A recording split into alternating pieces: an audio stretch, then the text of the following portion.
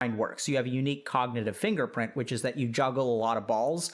I'd guess that you get pretty excited about stuff. And what? Sorry. Okay. 12-year-old sense of humor. Sorry. Okay. So, I'd say that. Okay, I just caught up.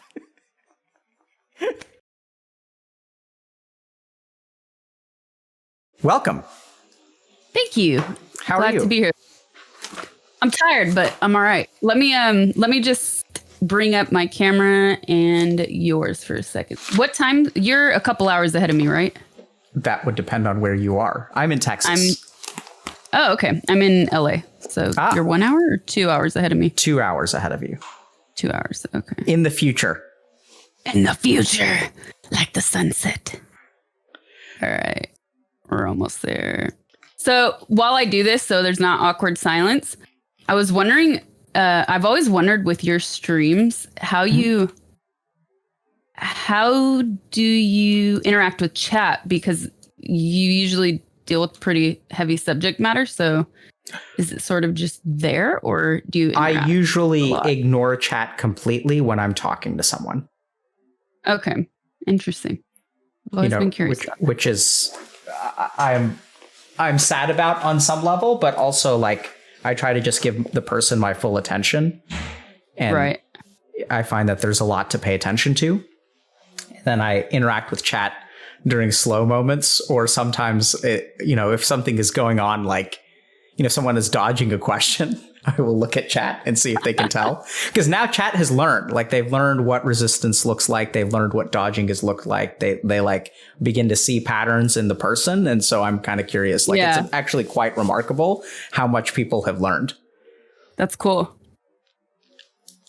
So do you like keep it, you keep it closed though? Or do you still? No, I have a second monitor over here that I usually don't, because sometimes like I need to keep track because I won't, I'll have muted something by accident or whatever. So I need to have it somewhat available, but usually it's, eyes forward. And all right. Turn this down. So welcome. Thank you. Thank you. And what do you go by? What should I call you? Sasha is good. Okay. Or if you hang around long enough, Uncle. Uncle. Yes. Can you help me understand? Yeah. My chat affectionately refers to me as Uncle. Uncle Sasha or just Uncle? It can be Uncle Sasha, Tio Grey. It could just be Uncle. Oh, I see. There's a few variations. And how did you come to become an uncle? Inside jokes. Twitch loves to meme everything. Mm-hmm. So I don't know. I think it just something I said and did, but probably over a period of time, somebody commented, "You're like a cool uncle," and it stuck, and it hasn't gone away. But I like it. Awesome, cool. And so you said you're a little tired today. Is that just because it's early in the morning, or? Yeah. Sadly, yes. Yes. So I'm already on. I brought coffee. It will be good. Yeah. So thank you so much for accommodating, the Central Time Zone. Appreciate it. Oh, don't worry. Of course. And is there something in particular you want to talk about today, or something that you think we should spend our time on? Yes. So a couple things that I would like to talk about are procrastination. Okay. And parasocial relationships. I think those are two things that are very relevant to me. And my community, though, like it's something that we're all interested in and that we have discussed in the past. And so what should we start with? I will defer to you and chat. Okay. And then one other thing that I did want to ask, just so we can also set it up for the people that like maybe they're not part of my regular community, but they're just here lurking, hi lurkers, is that you are a doctor. Mm-hmm. But what you do on Twitch, you have to fully disclose that it's not therapy. Yep. Right. So I've heard some people say that they're confused by this, or that if it's not therapy, then what's the point of putting people on stream to provide entertainment? So I think I'd just like to hear your thoughts on that. Yeah. So we could sort of set the foundation and also be clear with everybody that's watching that, like, yeah, we're having discussions and we're being as open as I feel comfortable with. But at the same time, it's not therapy, and we don't want people to take that away and, possibly misinterpret things as well. Can I, so I can give you an answer, but can I ask you a couple of questions just because I'm curious what you think? So what do you think I do on stream? So I've watched a few of your streams. I haven't watched them in a while. When I watch your streams, I've not done therapy, so I can't say, but it feels like therapy to me. Okay. And I feel like I am learning something, and I feel a lot of people can relate to that. So there can be a blurred line, I think, for everybody watching, but I'm also emotionally intelligent enough to understand that, like, there are reasons, there are disclosures, and people have to be safe. And people also that are chatting with you probably have their own boundaries, just like I do as well. Sure. So, and then what do you think? So I understand you haven't been to therapy before, but what do you think therapy is? That's a great question. I think therapy is a tool to help people better understand what sets them back in life. That's like the best way I can view it. Or to work through problems that are maybe affecting their life personally, that slows them down from growing in life. Okay. That's a wonderful answer, right? So it's like helping people move forward in life in some way. Yes. So let's say I'm Theo Grey, and is Theo Grey, like, like if I have a problem, like, who do I come to? Like, we're like, oh, go talk to Theo Grey. Like, Theo Grey is wise, right? Theo Grey will help you, like, and people come to your chat and they're struggling with something, and like Theo Grey like steps in and is like, hey, this is what you should do, like, and you can really help someone in that situation, right? Does that make you a therapist? Definitely not. Definitely not. So then what, but like helping someone move forward in life, I think that's a really good answer for what therapy is. But I would say that, we do that. A lot of people who aren't therapists do that. What do you think about that? I agree. And I actually joke to some of my close friends that sometimes I feel like a therapist, because not so much with chat necessarily, but in real life, I can't tell you how many times people come up to me and they just expel their problems. And this has been something that has happened to me since I was like 11 years old-ish. I don't know what it is, what kind of aura or thing I have around me, but people love to tell me their problems, like people I've never met. Yep. And that's so... Do you want to... Sorry, go ahead. Do you want to talk about that today? I know it's not procrastination or potentially parasocial relationships, but... I'm down to talk about it, yeah. Okay. Yeah. All right, so let's just table that for a second. But we should definitely talk about it because that's very interesting. So then what, if people come to you, right, people come out of the woodwork, you were standing there eating a sandwich, in a park, and someone comes to you and they're like, Theo Grey, like everything is wrong with, and so you feel like their therapist, you're supporting them emotionally. So then like, what is the difference between you and a therapist? Qualified. I don't have the experience or the tools to really help somebody, I don't think. In the same way that a therapist could. And what way? Okay, so let's talk about that. What way could a therapist help them that you are not trained in? The tools and education, I think, because I have spoken to people that work in mental health that are qualified. So I know a little bit, or I know enough to understand that a trained professional has the tools to sort of like dig deep and I hate this word because it's so overused right now, but unpack like the reasons and motivations behind somebody's problems, I guess you could say. So let's say that for a moment that I am doing therapy on Twitch. So there's like an ethical concern with that, right? Because like, I'm talking with people publicly. And so if I'm a doctor and we say that there's an ethical issue there, then that means that I'm not allowed to stream on Twitch, right? Does that make sense? Yes. So then, like, if someone wants to offer life advice or wants to help people on Twitch, what we're essentially saying is that the more qualified you are, the less we are going to allow you to do that. That sucks. Right? Yep. It's interesting. Yeah. Yeah. So it's like I can, if I didn't have an MD degree, like I could show up here and be like a spiritual cult leader. And that would be totally fine. Like that's like ethically completely acceptable. But the more qualified I become, the less I am able to help people. Right. I actually wanted to talk to you about that as well, because I've seen so many people on social media, it doesn't matter what platform, speak like they are. And when you said a cult leader, that just makes me laugh, because sometimes you do get that feeling from people. Sometimes they speak as if they're qualified, but maybe they took some therapy, they read a few self-help books, and then they realized, wow, like this has helped me, and that's great, that's super positive.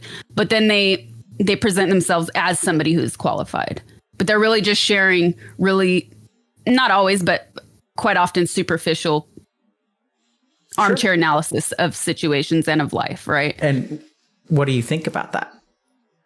It makes me laugh usually, because I tend to see through those kind of things. Other times it's impressive, because we do live in a society where we applaud people who are self-made. So sometimes it's actually pretty impressive.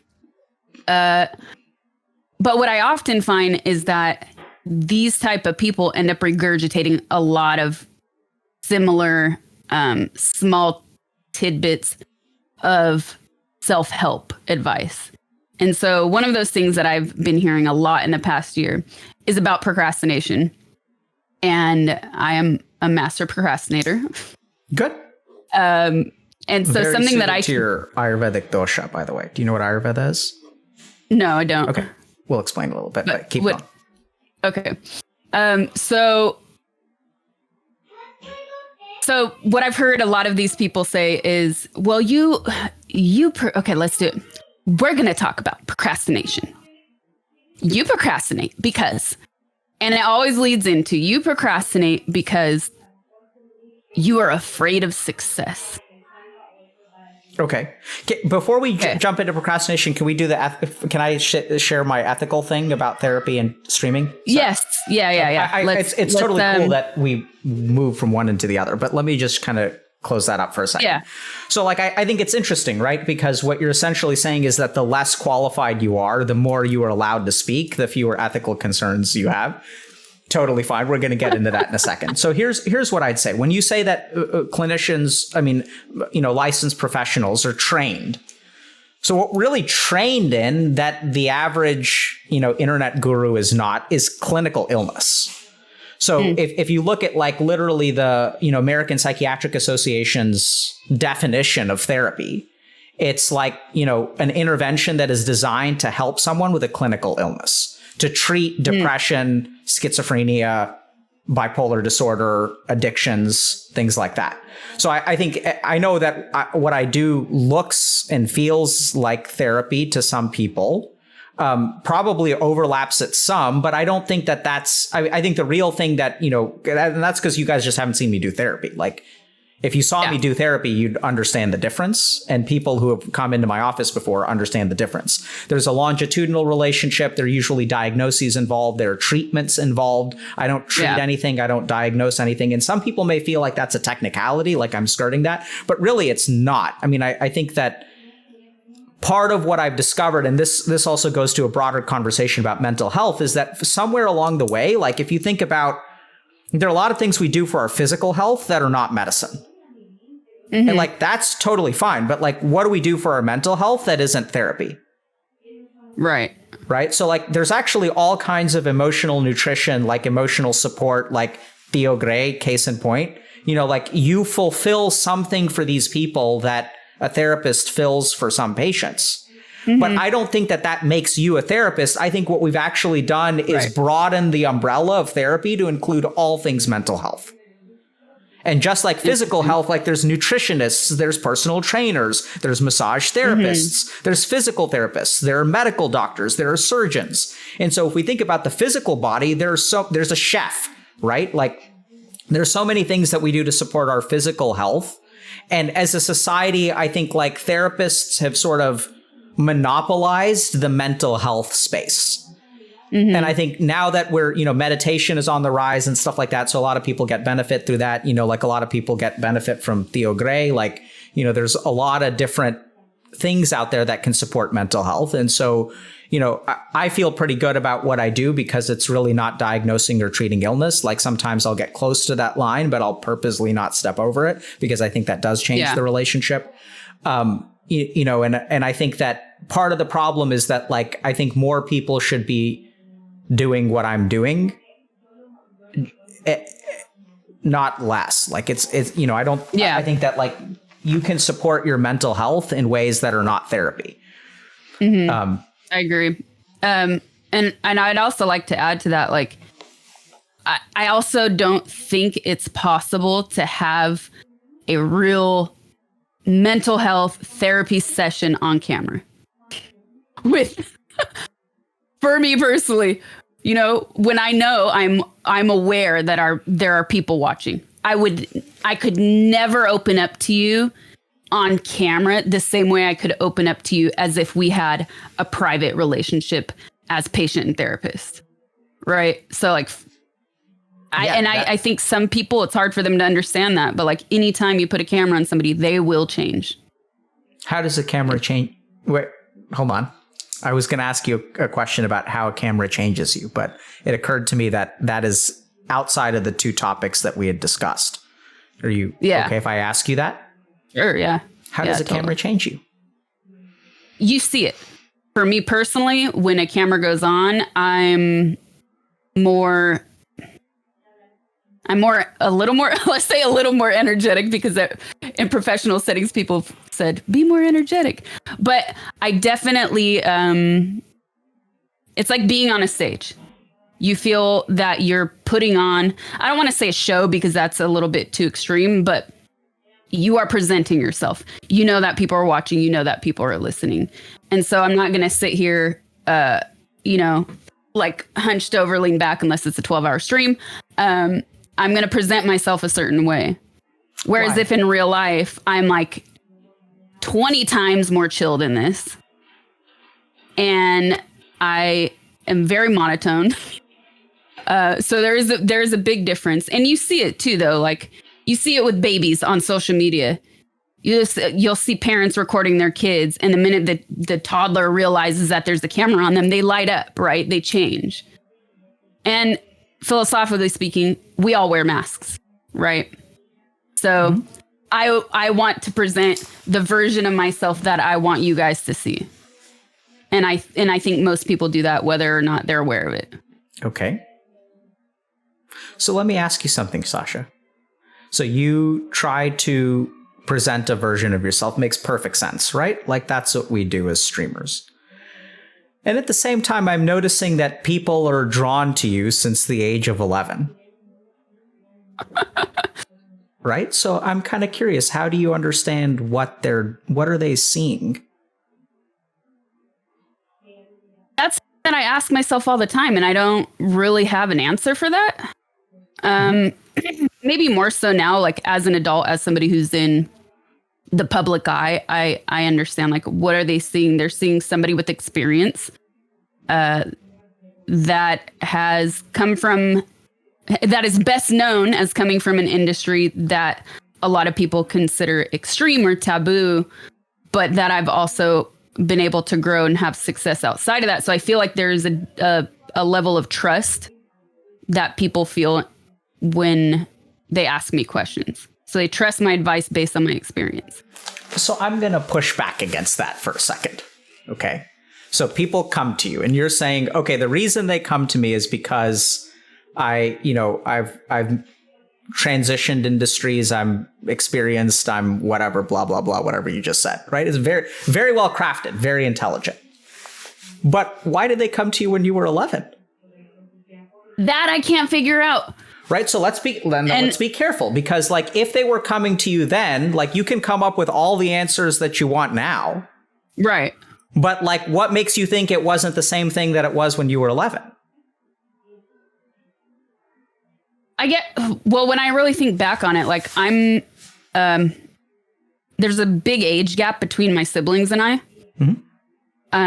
I'm the younger and I'm the youngest, but I felt like I was held to similar standards. So even though I was much younger, I had their wisdom to sort of look up to. And I was always probably, I don't want to say serious, but maybe a little bit more, what's the word I'm looking for? A little bit more mature than some of my peers, maybe, but at the same time, not, because I was a total goof and loved to be loud and stupid and funny, like any Sasha, kid. But are you special? I don't.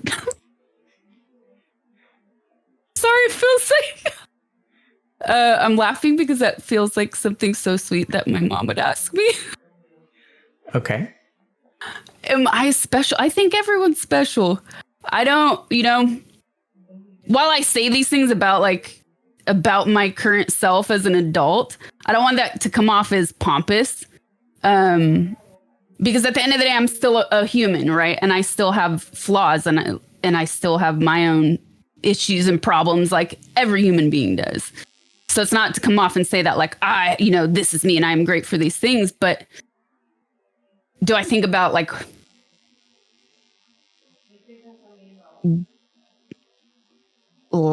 life? Am I special? Yeah, I guess I'm special. Everybody's special, but you have to recognize that to motivate yourself to be positive.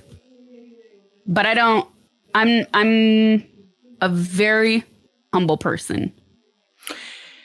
Yeah, so there's something interesting that just happened, right? Like there's an answer to the question, which is, if we really dig through the bullshit, the answer is yes. But there's the mask on top, which is like, I'm not allowed to say yes because then I'd come across as pompous. Right? Yes. Agreed. And this is where, like, Sasha, I think that like what people, and this is the challenge. I mean, I'm, I know you're successful and everything, but I think that like you're actually not showing the best part of yourself, because there's something that people have been like drawn to since you were a child, which you purposely push to the back when you present yourself a particular way. What do you think about that? I think that's something I've never thought about. So it's actually fascinating. Like, what could I be pushing back? Right? Because yeah. And I think I don't have an answer to that. Yeah. Maybe we'll get there, but maybe we won't. Yeah. But I think it's just interesting, because I think what I'm hearing is that so this is where, if you wanted to run a cult, you'd do a very good job. Because there are people, I've noticed this, right? So like there are people who, like that other humans are drawn to. I'm sorry, I'm laughing so hard because there's an inside joke in my community where we say, we're not a cult. Yeah. And it's funny. It's funny.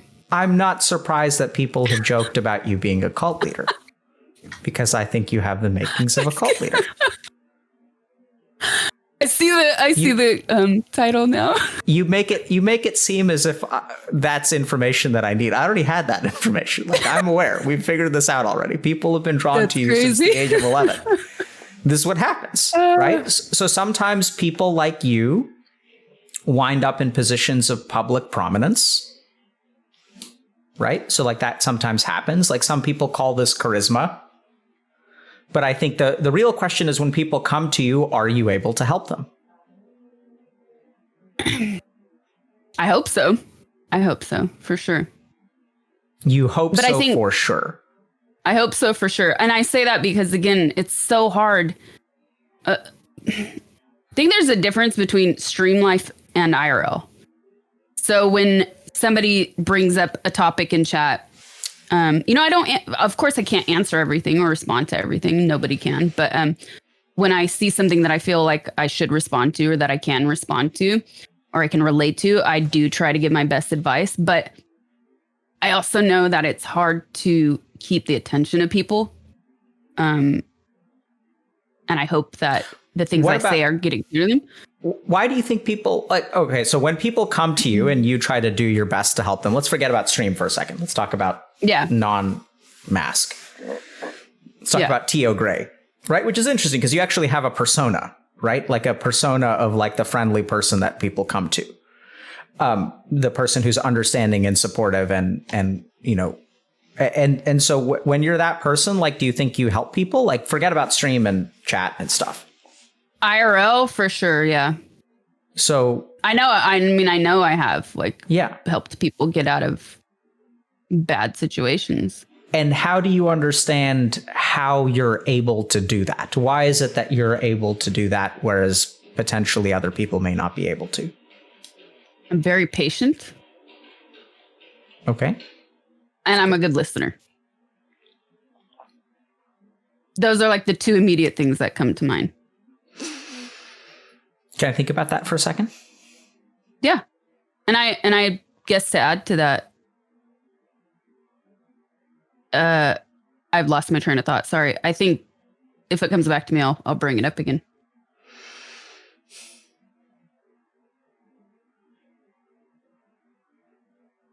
I get the sense that, sure, you're a patient, you're a listener, but that you kind of know what they need to hear in that moment. Yeah, but I, like you said, cut through the bullshit. I try not to sugarcoat things for people. Yep. Right. Which is what they need to hear. Yeah. So I think that there's so it's interesting because what I'm hearing you kind of say is that you're like transparent and authentic with them. Mm-hmm. And that people respond very well to, because I think you probably do a good job of being compassionate, but also not sugarcoating things. What would you say? Yeah, I'm definitely empathetic. I feel other people's pain intensely. It's insane. So much so that sometimes like I feel I have to work on shutting that off. Okay. Yeah, you have the makings of a cult leader for sure. Like these are the attributes. So like this is actually well described in some of these old yogic texts, right? So you exhibit many of the things because like these religious figures, like they start when they're young. Like they'll leave home at the age of 10 and will like climb the Himalayas and things like that. And like some people express this kind of they have like a certain temperament where like people seem to be drawn to them. And for whatever reason, they have some degree of like insight and you're kind of able to say the right things. You're compassionate. I don't know how, where this is going to go, but I definitely see that. So one thing that some of these old texts would say is that you've done a lot of spiritual work in a past life. Have no idea what your religious beliefs are. We can go down that road if you want to, but, that's how they would describe what this turn, because like some of that carries over to this life. And so when you're, born, you kind of describe being a little bit more mature. And you attribute it to all kinds of things, like you had older siblings and stuff like that. But I'd say it's like temperamental. I'd say it's personality too. That generally speaking, sure. you seem to be pretty chill and pretty monotone. You're actually like not that. So like those are all like characteristics that are consistent with spirituality in a past, or a lot of spiritual practice in a past life. And so I think that you just I would encourage you to think a little bit about, there are advantages to putting the mask on and being higher energy, and there are advantages to offering people what they expect. But I suspect that the most that you have to offer actually gets pushed to the back when you put on the mask. And do you think that's, again, it's hard to sometimes hard to distinguish. Like, do you think that applies to both IRL and on stream. No, I think it's more on stream because I think IRL, you don't wear the mask. And so whatever it is, it's kind of like a moth to a flame, right? It's kind of weird. It's like you're exuding some kind of signal that makes like randos come to you and ask for help. Mm-hmm. And I know this because I've been exuding this signal for many years too. And so like people would, you know, my wife calls it collecting strays, that I collect strays, like humans will come to me. Yeah. And they'll be like, can you help me with this thing? And it's been happening for a long time. And it took me a while to realize what that was, is that, you know, I can be a cult leader too. That's why you just have to be careful, because you have to know what you're dealing with so you don't actually become a cult leader. Yeah. I think a large part of that is TOS. And so there's so many abstract rules of what we can and can't talk about that it makes it difficult sometimes to go in depth with things. Other days, I just want a game. Sure. I just want to cook, you know, and I don't want to do that or be that.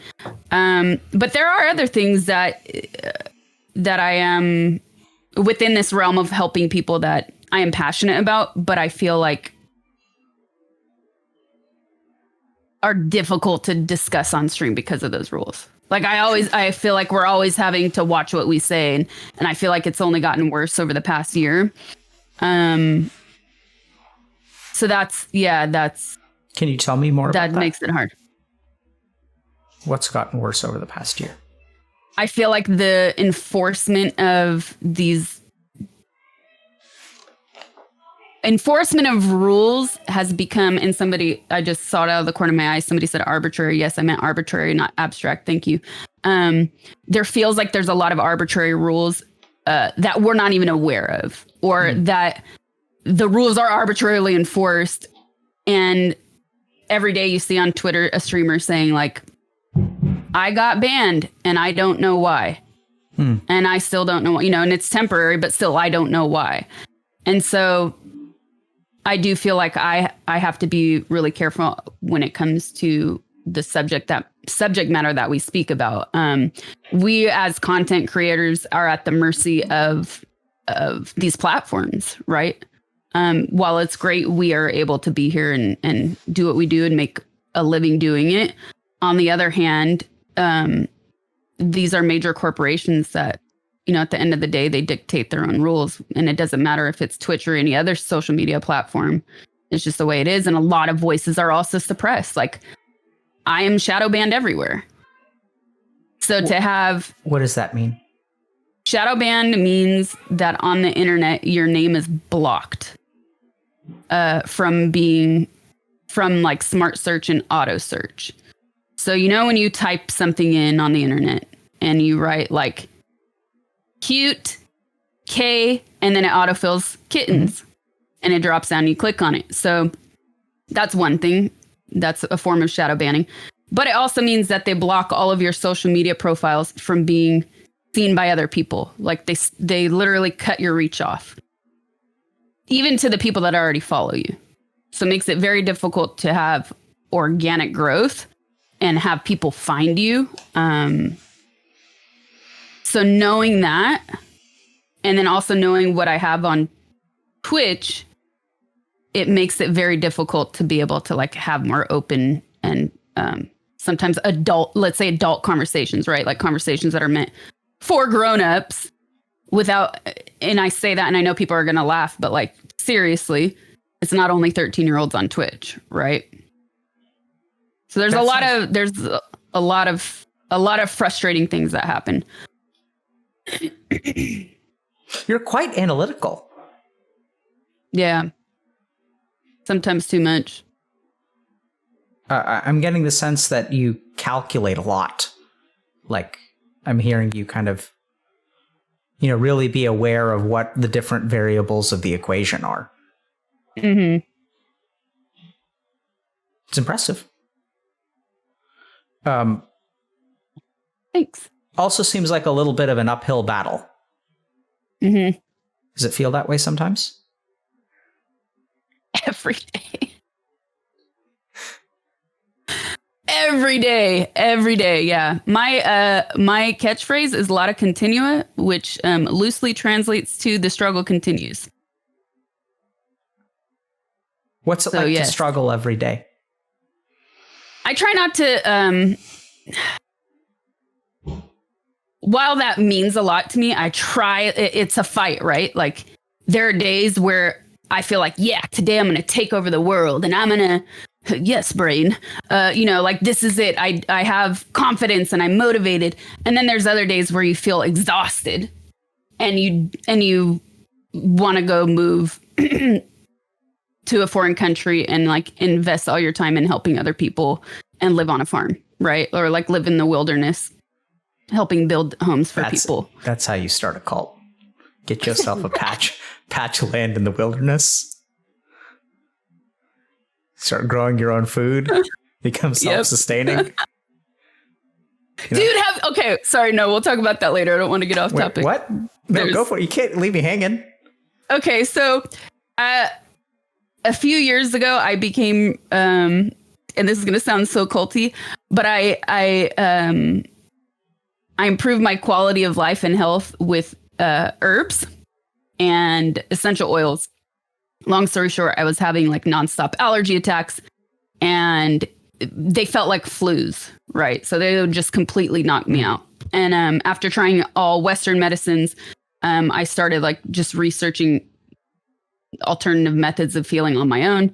And in that process, I was looking for some oils, some essential oil, and I found a random website of a alleged, let me speak carefully here, of an alleged cult. At the time when I ordered, I didn't think it was that. I just thought it was, a place where you can buy some oils. When the oils arrived, then I said, this is weird. Let me look it up. So, it's like the purple something. It has even a cult sounding name. Wait, but what about the arrival? Like, did it come with cultists wearing, like, what about I'm so confused. I'm envisioning an Amazon package with some bottles of essential oils inside. Oh, no. It arrived in, I just threw it away, so I don't have one, but it arrived in an empty, recycled battery package, right? And then they filled clearly like they filled the oils from a larger source and put them in. So very homemade looking. And then they taped around the battery package to reseal it. And it was just the way it was packaged and put together. I was like, this is weird. I didn't even use it because I don't want to use something that's not sealed. Right. When you say a battery package, are we talking like a carton of Duracell? Yes. Okay. So yes, there's like Energizer the paper Bunny. Bottom. Okay. Yes. Yeah. Yeah.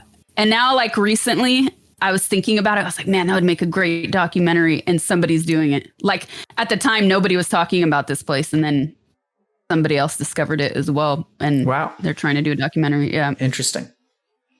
So your allergies got better with herbs and stuff? Oh, yeah. Yeah. Like night and day, quality of life completely changed. I find myself being curious about what worked for you, but I don't know if that's skirting TOS. If you say something... No, because it's personal. Okay. So curious. Even like I say that to my chat because I've talked about this with them before. Like, this is what worked for me. I'm not a doctor. I'm not an herbalist. I cannot tell you what will work for you. You can say that, but I can't because I'm a doctor. Okay. Right. So there you go, chat. I said it. But I mean, you don't have to tell me now, but I'm always looking for solutions for allergies for like other patients. And a lot of what I recommend to patients actually comes from patients. So someone will tell me like, cool. Like this actually worked for me. And then I'll do some research and I'll kind of see like, oh, okay, it's interesting. Is there some data to support it? Is there some evidence behind it? And if I get a strong personal recommendation from a person and then find some evidence that supports it, then sometimes I'll make a recommendation to a future patient. So I'm really curious because I think allergies tend to be hard to kick. Yeah. And I'm not actually allergic to like any food necessarily. It's just like they call it environmental allergies and rhinitis. Like it could be a cigarette, somebody smoking a cigarette, and I start sneezing for 20 minutes. Okay. Anyway, did you want to talk about like procrastination and parasocial relationships, or are we just going, off the range and into cult land? I'm fine with either. Yeah, let me ask you about. So, I just want to get your opinion on procrastination. Okay. Because as I was saying earlier, for people that might have missed it, excuse me, I've seen a lot of people on social media that are really influencers. They're not qualified professionals in any way. Talk about procrastination. And a common theme that I keep hearing is that you procrastinate because you're afraid of success. What do you think about that? I think that it can apply to some people, but it absolutely does not apply to me. Why do you think you procrastinate? And that is something that I probably have not asked myself enough of. I really, truly, I don't know. It's just something in my brain that happens, and I set timers for myself. I set alarms for myself, and then I'll still find ways to procrastinate. Okay. Can you just give me an example of something you're procrastinating on?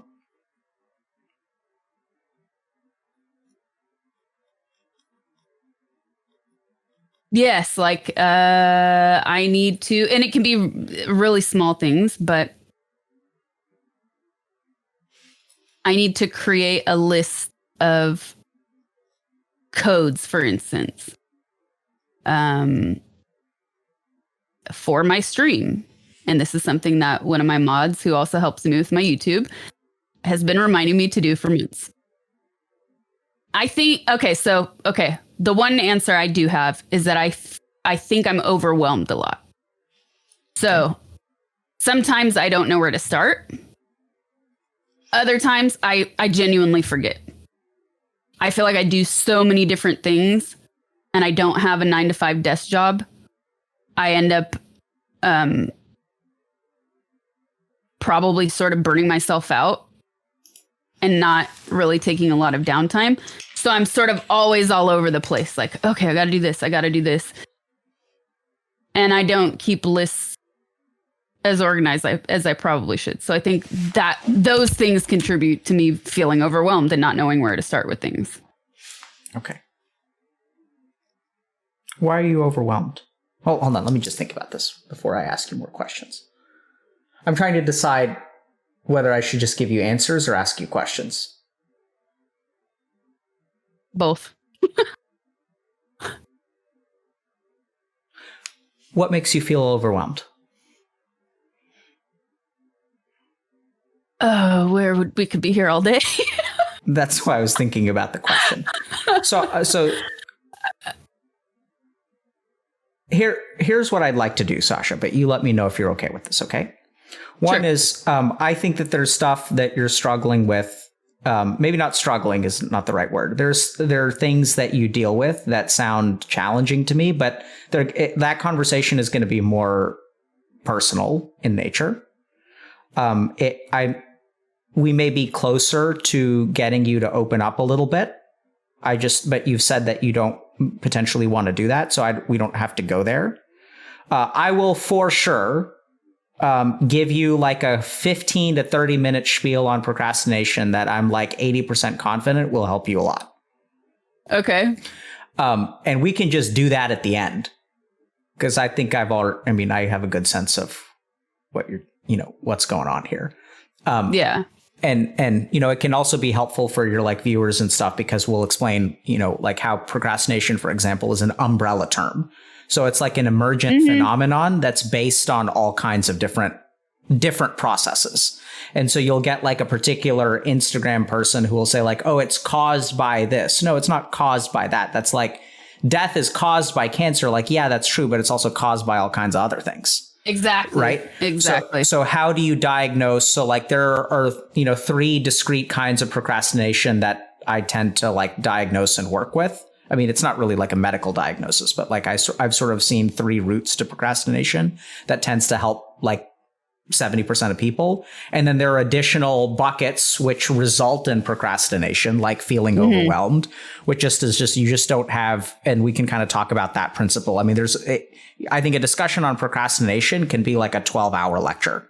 Yeah. Where you go through neuroscience and different circuits of the brain and like, it all applies. But I mean, I'm kind of finding a lot of curiosity about like, it being an uphill battle every day, you feeling overwhelmed. But I just want to make sure that you're comfortable talking about that. And if you're not, that's totally cool. We can just steer clear. What do you think? Yeah, we can dig into it a little bit. And then if I'm not comfortable, you'll probably realize that immediately. Yep. So I may, just like now, I'm going to signal to you whether we're going to talk about it or like I'll ask you for permission. Okay. I'll probably check in with you. And if I see that maybe things are becoming uncomfortable, then I will signal to you again. And then one thing that we need to be really careful about, okay? Because there is the presenter that may not want to disappoint people. So we have to be careful that that person is not the one answering the questions. Yes. Mm-hmm. And feel free to say, that's not an answer. Okay. So is that person already answering? Okay. So that works. Okay. So let's be careful because you're allowed to disappoint us. Yes. Okay. And another thing that one of my mods just reminded me of as well is that squirrel. I get distracted a lot. That'll be part of the 30-minute explanation. Okay. Yeah, so tell me so it sounds like you're overwhelmed by a lot of stuff.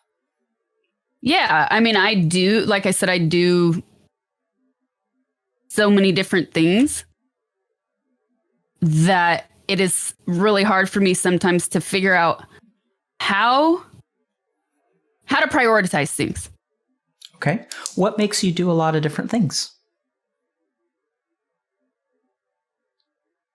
Well, it goes back to not having a 9-to-5 job. So constantly either trying to create new content, make sure I show up to stream because that is an obligation too, as much as I do enjoy it at the end of the day. People like to say that they stream just for fun, and it is a job too, so knowing that like I have certain expectations that I have to meet, but then there's also things creatively that I would like to do and I would like to fulfill for myself. And I've always been independent. Like I've always been self-sustained. I don't have like a team of 1,000 people or 20 people doing everything for me, right? And I just report to them and show up. Like I am hands-on. And now, thankfully, because of my stream, I do actually have a small team of people that like help me with some like social media and YouTube stuff. But still, like I feel like I'm always, if it's not one thing, it's another. And that's work life. That's not even personal life. Okay. So I want to understand so I'm hearing that you have a lot of stuff on your plate. Yes. So how does something wind up on your plate to begin with? I put it there. Okay. So let's understand that. Okay. So this is not a problem of prioritization. It's like, here I am, like at the buffet, I've got a plate full of food. I'm like, I don't know what to eat first. Yeah. So this is why people have trouble with procrastination, because they look at the current situation and they ask themselves, how do I fix this? That's not where the money is. The question is, how'd you wind up here in the first place? That's what you need to fix. Right. Don't try to dig yourself out of this hole, because like it's jumping in. That's the problem. It's like, okay, so like, let's just think about something. Like what's something, how do things end up on your plate? I think part of it is survival. So like some of it is just pure economics. I know that I don't have 1,000 things to fall back on, right? Okay. Meaning I don't have this. I keep saying 9-to-5 job because it's easy for me to sort of paint this like picture and delineation where I don't have a salary to fall back on, right? So for me, I always have to follow and chase new, I don't want to say trends because that's so not me, but yes, like trends in technology, trends in streaming, and trends in content because they change so vastly. So like always catching up with those things because they are essential to what I do to make a living is overwhelming, especially when you don't have, like I said, I don't have a team of 1,000 people doing these things for me. And especially when... What happens if you don't stay on top of trends? I'm going to interrupt you from time to time. If that bothers you, please let me know. Okay? No, it's fine. Yeah, it's fine. What happens when you don't stay on trends? Well, I guess this is like speaking to me personally.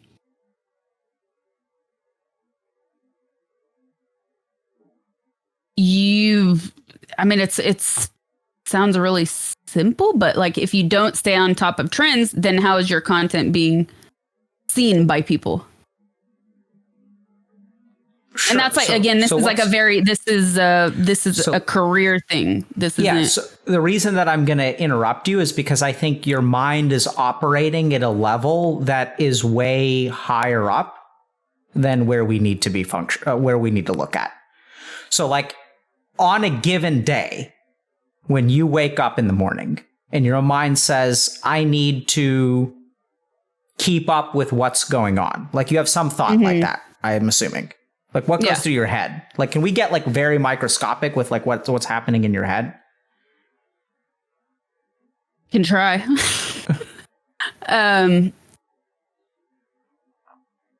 It's about how can I bring relevant value to what I'm doing today. And so if it's on stream, for instance, because that's my main focus right now, how do I make my streams better? And okay, I do a lot of cooking on stream too. So like, what can I do that people will be interested in? And then that's like, okay, well, I know that there's these specific groups of people tend to come in numbers. So I know that I have to focus on very specific things, not always the exact thing that I want to do. And it's the same with games, right? Like you're always having to keep up with, there's a new game release. And sometimes like you want to finish this other thing. And that sounds so trivial, but it's not, because things are relevant today. And then by next Friday, they're no longer relevant. Okay. So, but then there's also, sorry to cut you off. Then there's also like just like everything else happening in the world, right? Can you tell me about that? With social media and with the amount of information that we have, whether it's COVID or whether it's and this is going to make me cry, but like, damn, the injustices in our country that have been happening. The fact that it's like 2021 and we're still here and sometimes feeling so helpless. That stuff becomes overwhelming, and I'm not even the primary person affected by those things. And then I feel guilty because I say, you shouldn't be crying. You need to be out there doing something to help people and use your privileges to help people. And that becomes overwhelming. Okay, so sometimes, it's like you want to just, the thing that you depend on for a career is the same thing that sometimes you want to just completely ignore, because it's hard sometimes to keep those balances. It's hard a lot of times. Can you help me understand? I understand you got emotional there for a second. I'm going to go ahead and say I didn't see that one coming. So I didn't either. Yeah. I was just confused by your statement about, and then there's all the other, and I was like, what other stuff? I was with you. Sorry about that. I'm not going to ask you more questions about that right now, if that's okay with you. That's great with me. Thank you. Okay. I hate crying in front of people. Why?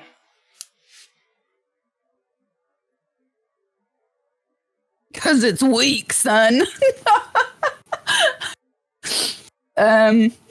Just because you put a funny voice on it doesn't make it false. I know. That is part of it. That's just like, I don't like to be vulnerable in front of people. I just don't. Does crying make you vulnerable? I think so. Yeah. Okay. That's what's important. What you think is important.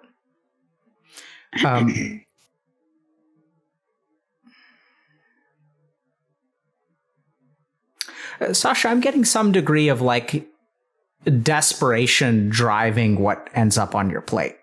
Like I'm getting the sense that it's sort of like survival of the fittest and you sort of don't have a backup plan. Is that how it feels sometimes? For sure. No. And so do you think that motivates you to put things on your plate? Absolutely. Okay. So this, once again, I'm going to give you the option to opt into or opt out of.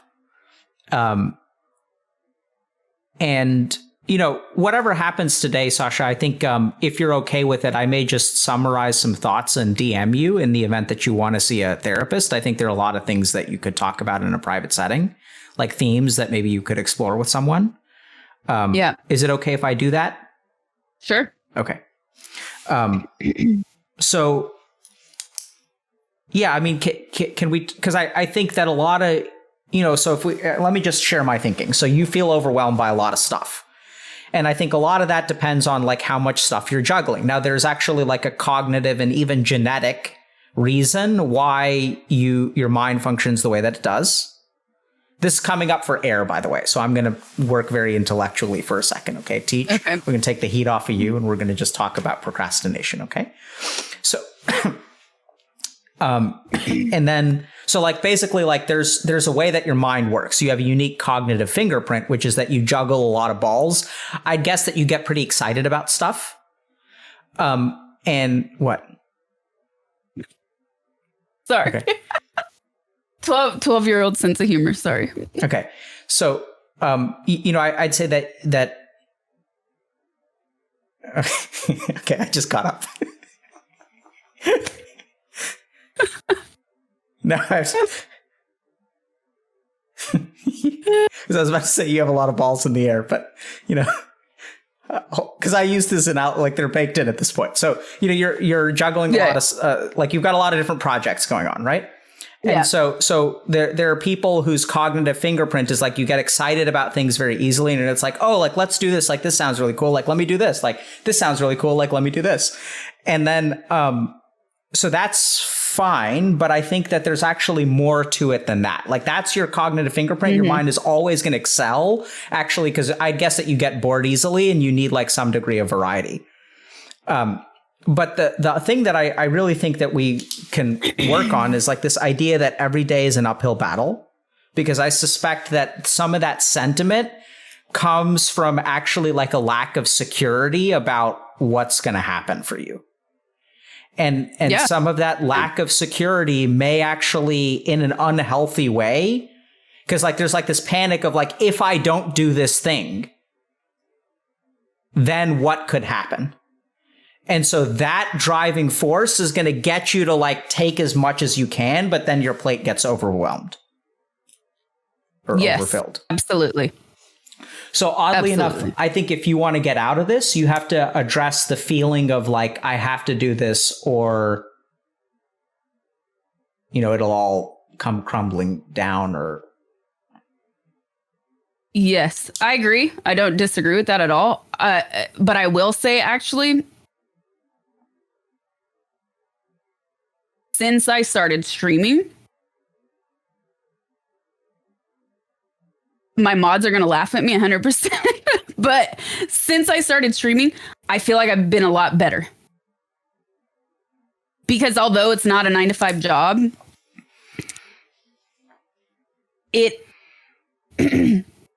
it's provided some structure. A very loose structure, because I can still, show up at any given time. So it's not like I have to be at a specific place at the same time every day. But I do feel like it is giving me some structure. But now it's learning how to balance showing up and then also giving myself a break, which is actually something I wanted to ask you about as well. And it's a question that somebody from our community had, but I felt like I could really relate to, is like, when do you know to take a break? What keeps you from taking a break? And what keeps you from taking a break? And and when is it okay to go back? That's definitely something that I struggle with. When is it okay to go back to work? Yeah. Like, when is it okay to take a break and when is it okay to go back? And especially, again, I keep going back to like this world that is just so different from a traditional job. Like, what's that can be difficult. This job.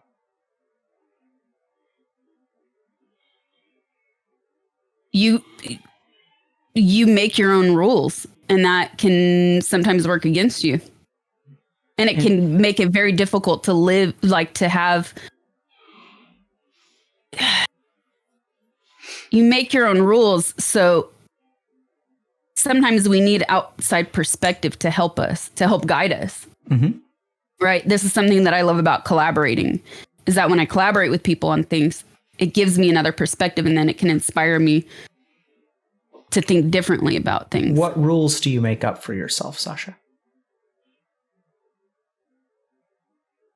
I don't know if I'm really prepared to answer that, because I feel like I'm gonna jump around that. Like, I was about to say something and then it just sounded ridiculous. But my rules are that I have no rules. So, Sasha, I'm confused. Is your reluctance to answer because you're not happy with how the presentation would go? No, I actually don't think I have an answer for that at the moment. Like, I would have to think about it. What came to your head? That was it. That I have no rules. Like, yeah, I think that's like when you, it's so hard to create rules when it's hard to set rules for yourself when you're doing it on your own. Yep, it is. So, like, for instance, today we had a meeting. 10:30 is our co-stream. No problem. I'm there. Like, that's not a problem. But if last night I said to myself, I'm going to end my stream at a reasonable hour, and I'm going to wake up and go hiking in the morning, you better believe that snooze button is being hit 10 times, and then I'm going to go hiking at night. Yep. So who is the Sasha? Who is the Sasha that says to herself that I'm going to end my stream at a reasonable hour and wake up in the morning? Can you tell me about her? The one that has to be responsible to other people than just herself. I think that's a different one. I know it sounds weird. So I think you're good at being responsible to other people. Yes. I think you're bad at being responsible towards yourself. Yes, that's what I mean. Sorry if I jumbled that. I may have misunderstood. So, but tell me about the one that tries to get you to do stuff for yourself. Like, why does she say those things? That's a question that I'm asking myself. I really don't know. I truly don't. What's in your head? Why would you say to yourself that you want to end stream at a reasonable hour? That was like partly a joke, but because I can't just blame it on the stream. But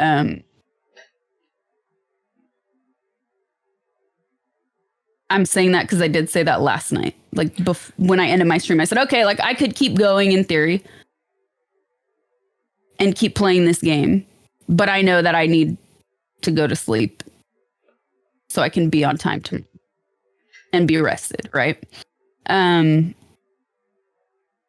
Whereas like on Fridays and Saturdays when I stream, I don't have to do that. And as long as like my mods are cool and they're down to hang, I can keep going for another hour or two. And then I know that like, okay, tomorrow I can sleep in a little bit and then I'll just start my stream, a little bit later the next day. And okay, so all right.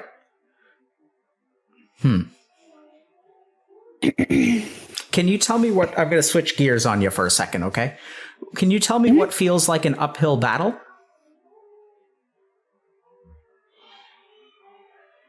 What feels like an uphill battle? I go back to like content creation in general, what I do. Or at least like what I'm doing now. That can feel like an uphill battle. Because again, it goes back to what we were talking about earlier. How do you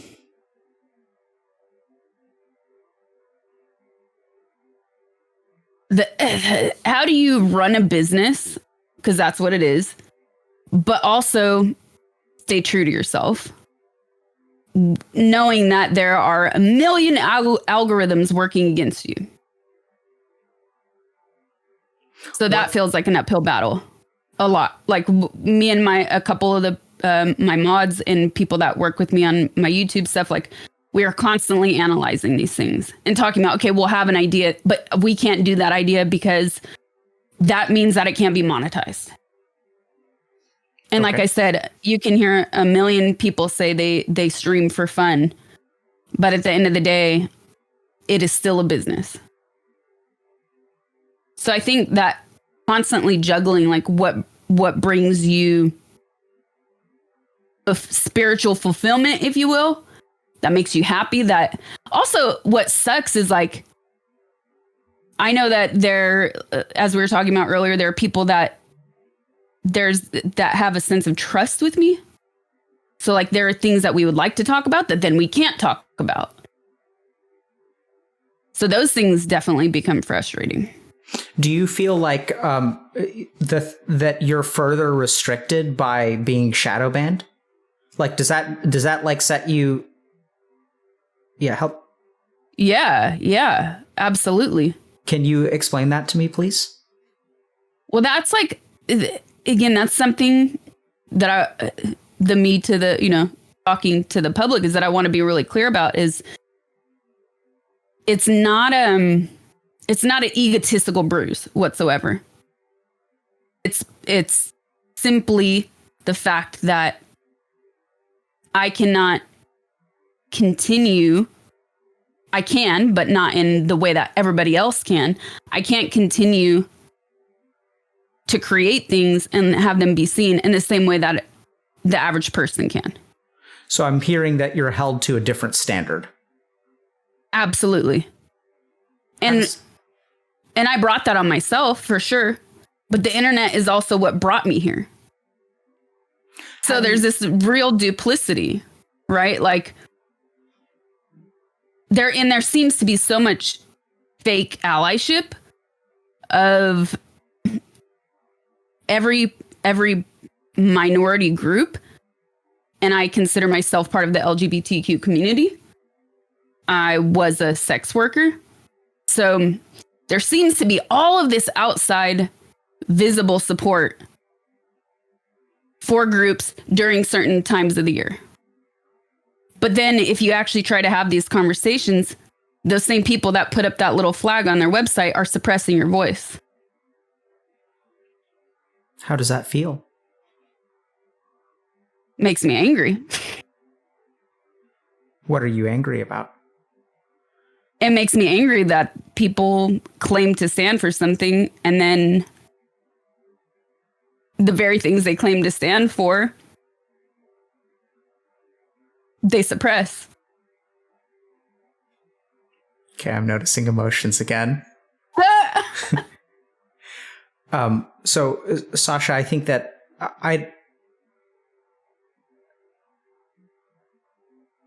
So I'm going to, if it's okay with you, I'm going to state an actual preference that I want to continue talking about this because this feels incredibly important to me. And at the same time, since there are emotions, we're going to pause and we're going to see if you're okay with it. Because like, I think what you're saying is like really, really important. We're talking about double standards. We're talking about hypocrisy. We're talking about, like, do we really want to be accepting of people? Because that means, I know it sounds crazy, being accepting of people means that we need to accept people. Yeah. Funny, right? and accepting people is something that sounds good. But the truth, this is my experience as a psychiatrist, accepting people is very hard. It's not pretty. Yeah. It requires, it's not like a good thing. Like accepting people is like hard. It's painful. It requires, it's not like a, black and white sort of like, oh, like, let's be accepting. Like it sucks to accept. Oh, no. And I mean, like, from an outside view, what's weird is like, I can take criticism from strangers. I can take criticism from anonymous people on the internet.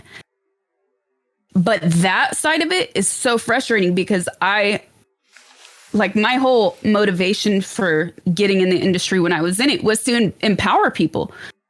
Part of it was catharsis, part of it was self-discovery, but to also empower people.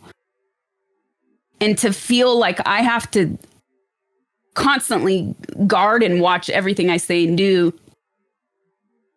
because then I can't keep sharing that message is stressful. But then also, like,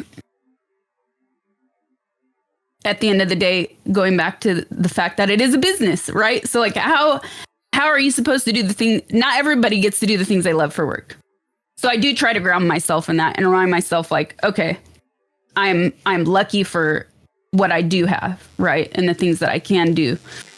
But like, how do you continue that message? How do I continue that message? Yeah, dude, this is like, okay. I'm about to get frustrated with you. Is that okay?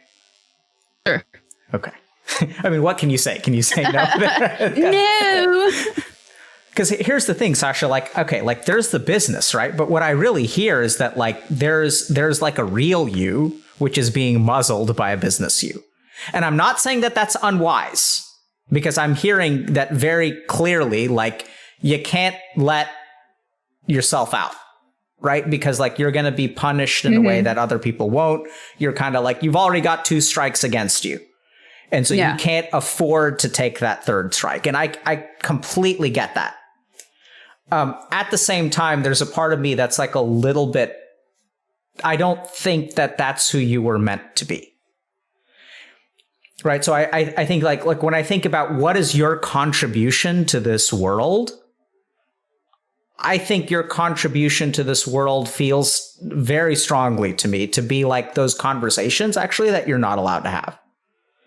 Now, I'm not saying that you should go and have them, but I think that there's like something to be said for the fact that like you're considering these conversations. I think you clearly are a thoughtful person.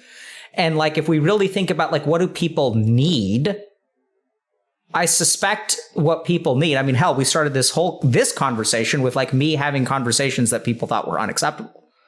Right. So that may be but I mean, I've seen immense value to having conversations that people haven't had before, or people think that is a little bit like out of line. And I'm not saying you should go and do it. What do you mean by that? I mean, just out of line. Like, so talking with people about their personal feelings in a very authentic way on the internet with thousands of people watching is a big no-no. Mm-hmm. You know, I spoke with my colleagues and I was like, what do you guys think about this? Some of them said it was a bad idea. Some of them said it was important. You know, they gave me a lot of good advice and like helped me like understand a lot of the ethics of like, how can we protect people? Like, for example, sometimes we'll have conversations with people before they come on stream where they're allowed to say, I don't want to talk about this. I don't want to talk about this. I don't want to talk about this. So that, you know, they're not put in a position and we kind of steer away. Like there are a lot of things that we do to make this a safer experience. Yeah. And at the same time, I think the conversation is important to have. Now, what I'm hearing is that you're paranoid about being canceled, which I think probably makes sense. Is that fair to say? Not canceled not in my version of canceled. I mean, not in how I interpret canceled. Like, it's just a simple fact that, for instance, I'll just tell you, like, straight up. Like, the other day I was talking to a couple of my online friends that help me with my YouTube stuff about wanting to start a new, I don't know what yet, right? Like, either something in a written form, like a blog or a video series, or somebody mentioned like a podcast, right? That has to do with like sexual health and wellness, and having conversations with like guests, or just giving my own feedback and telling my own stories. But then the first thing is like, well, how are people going to hear about it? How are people going to listen to it? Because anything that has to do with that, even if it's with sexual subject matter, automatically is on every social media platform completely suppressed to the bottom. So how do I continue something new if I can't even approach it and have people be aware of its existence? How does it feel to be in that situation? Again, frustrating. Makes me angry, for sure. Because then you see... Keep going. Here we go. Here's something that I think everybody can relate to, because then you see other people that they magically come out of nowhere because they have a foundation that started elsewhere. And then they can start talking about these things, and they can take that risk because they already have this other foundation to fall back on. Why don't you have That's a Okay, so now there's a theme, right? So like, what makes it so? I do feel like I have a foundation. It's not that I don't. It's just that it's one that is not these days. Like, I have to compare it to like when I've been in the public eye since I was 18, right? So the internet and technology has changed so much. It used to be a lot easier to discover different people, or discover people like you, or discover people that shared your same interests and talk about those things. So that a lot of those tools have sort of been stripped by the way the internet and social media works now. I'm sorry, can you say that? I'm just noticing that I think maybe there's something I should be understanding or knowing. Sorry. But it goes back to just like shadow banning, right? Like, there's just certain subjects that can't be discussed on the internet. Okay. Or if you do, they're not monetizable. So like, I can't sit here and say, I have this great idea and this passion project, and then stop streaming, a few days a week and put time into that. How does it? Because then it then becomes a passion project, essentially. So can we talk about these other people who are able to like break into the scene and sort of? Am I hearing you kind of say that they're able to have the conversations and kind of it's easier for them to make the content because they don't have the handicap that you have, for lack of a better term? Yeah, but that was a little probably superficial. But like, yes, I have seen people that are regular, let's say like regular influencers that aren't so much from the streaming side of things, that then go off and decide that they're going to have an authority on a subject like this. I have seen that. It's not all the time, but I think that's everybody, right? Like, we all go on our phones because we're all bombarded by social media, and we say, oh, why can't I have that? Like, we're all guilty of that. But that specific area, yes, it's frustrating to see that sometimes people can do that. Yeah, you're doing something very sneaky here, which is that when you have an authentic feeling, you actually devalue it very quickly by generalizing it. Okay, so like let's just follow along. Like you said that like so you have a particular background, you have a particular experience that arguably makes you an authority. You also have something that you're kind of passionate about and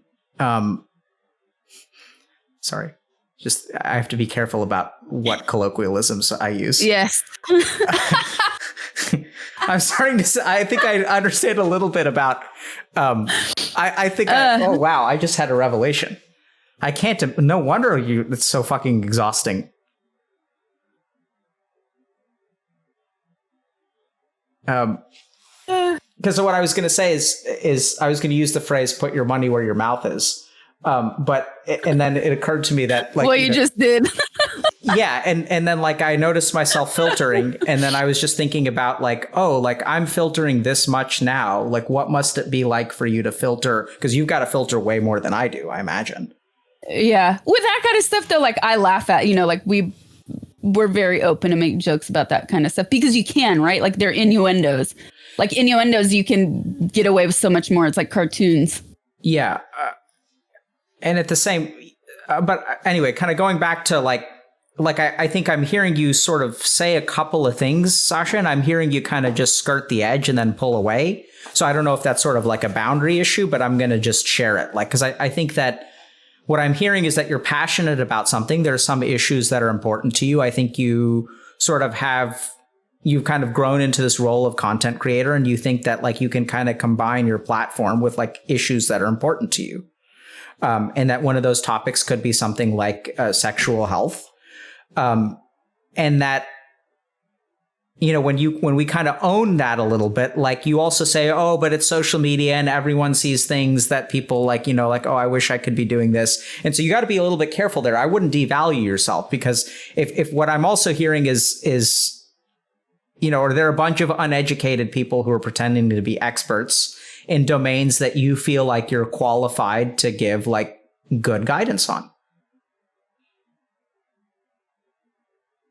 Yes. Yes. Something you said there was like bringing something up, and I lost my train of thought again. I got distracted, but I'm trying to bring it back. I bet you if I went in the other room, I'd remember it. I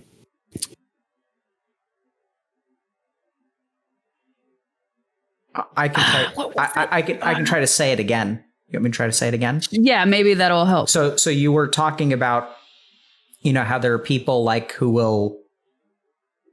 So you have certain things that you're passionate about. You have some things that you're interested in. You're a content creator. Maybe that you can combine those two. You think about maybe like starting a podcast or something, and you're not able to, or it's challenging for you to do so because of some of the shadow banning, etc. And then yeah, go for it. Okay. So it's I don't like to wallow in my own self-pity. So yeah, like I probably do downplay it. Yep. Because I don't want to be that person that becomes fixated on things, because I've seen people like that and I've met people like that, and they're impossible to be around. So I'm very careful because I never want to become that person. And I think social media is overwhelming for all of us. Sasha, when did you stop wallowing in your self-pity?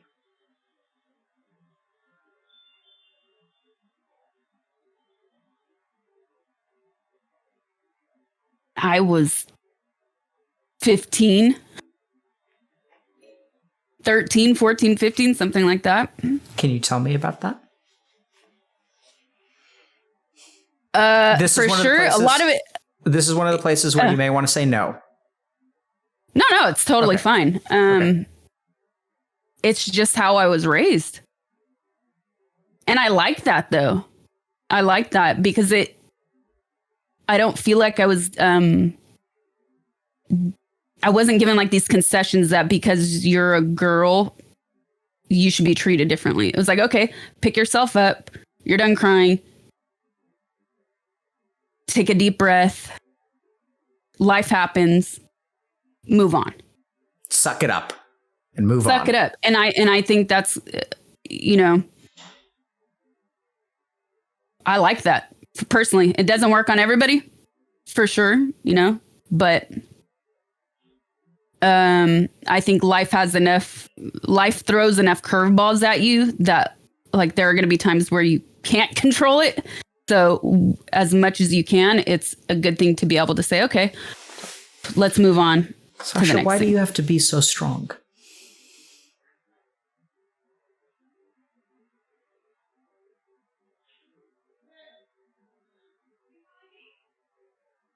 That's a great question.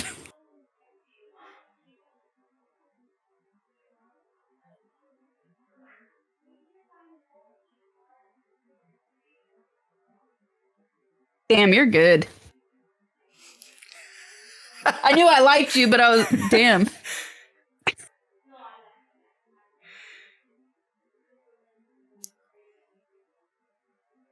The real, like, really, truly, I come from a neighborhood where you have to be strong. Like, there are no options.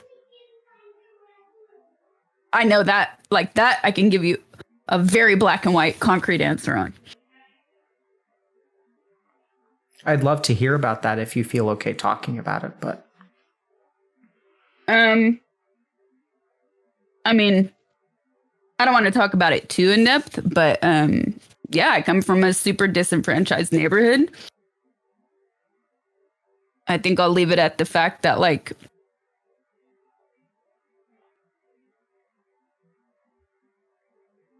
everyone I grew up with, it sounds like a movie, but like,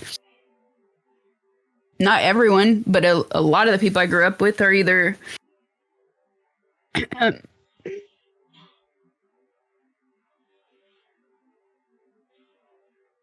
in prison or dead or spun out.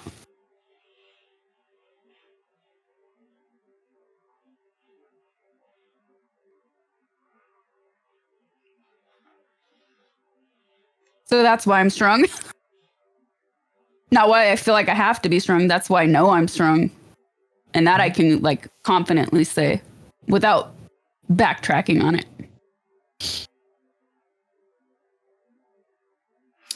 how do you deal with other people being sympathetic towards you? If I were to say something like, you know, I feel sad that you had to grow up in those circumstances, how would you? I don't like it. I don't like it unless I know that they come from a similar situation. What do you dislike about it?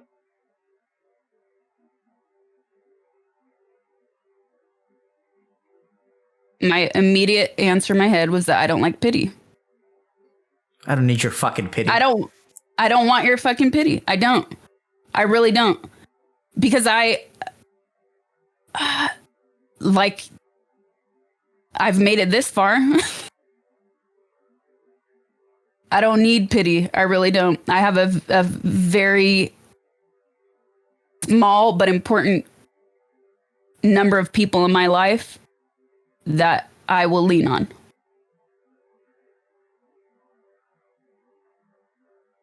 I respect you a lot. Thanks. How do you feel about respect from other people? That doesn't bother me so much. You see, this is why they call me, like, the uncle thing is starting to come out here too, I think.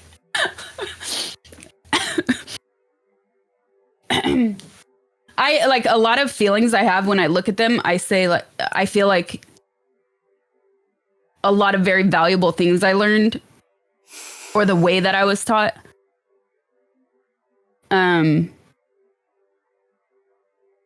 is usually something that happens with boys. What does that mean?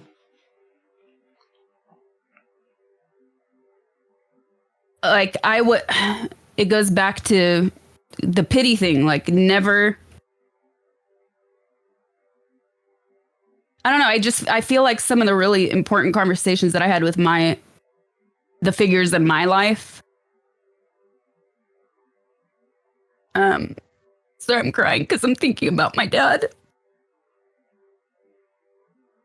who passed away. You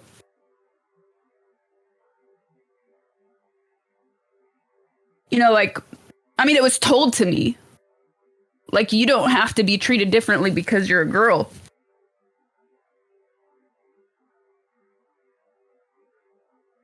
But also like some of these things that were instilled in me. I mean, I know that like these things weren't being told to other kids or to other girls specifically. How do you feel about being treated differently? I'm so fortunate. I feel lucky. How did you feel back then? Lucky because it was my womb, you know? It was my rock. I felt protected by it. I felt special. And I'm saying that in a funny way because you asked that earlier, but I'm just kind of thinking a little bit about, you know, a 13-year-old or 14-year-old girl and who's treated a little bit more like a boy and sees that she's not treated like a girl. And I can understand how that's made you into the strong and capable person that you are today. And I can also imagine that, you know, at the age of 14, that can be annoying. And that there can be a wanting to be like everyone else. Yeah, for sure. I'm also kind of noticing a theme of like, you know, there's you and then there's everyone else. Like it doesn't sound, because when we were talking about, you know, content creators and what they can get away with and what you can get away with and being shadow banned. And I mean, there's a very real reality. Sounds stupid to say, but there's a very real situation in that you are different, right? Your circumstances, you're different. The standards against which you're measured is different. And I can see that you've sort of like risen to the challenge and you've faced it head on. And, you know, and at the same time, like, I'm wondering, like, what happened to that 14-year-old who just wanted to be a little bit more normal?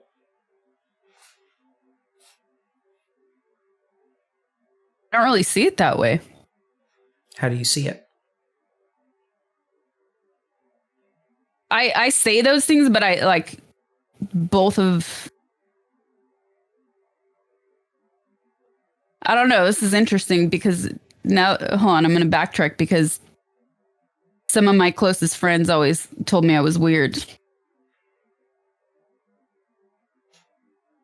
Maybe there is something there that, like, you know, I noticed recently, probably because I have been very disciplined throughout the pandemic of like not doing anything and not being social except at like 2 little bubbles.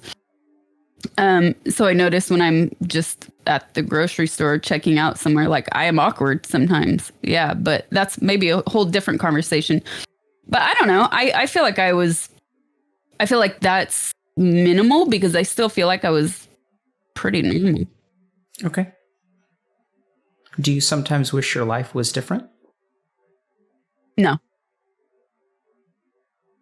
Help me understand that a little bit.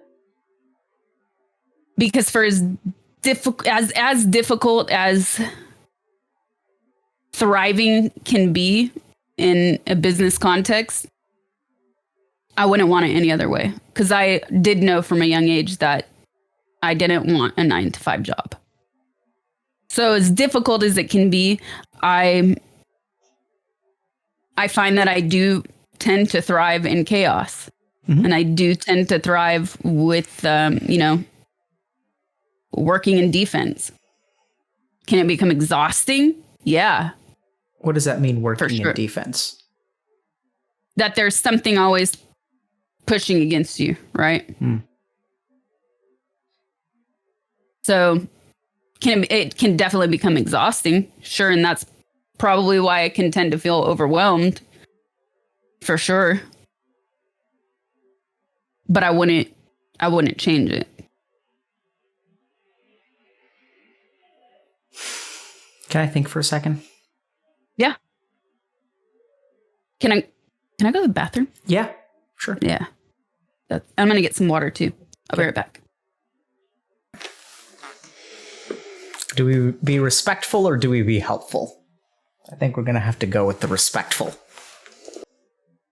Ugh, I got cold. All right.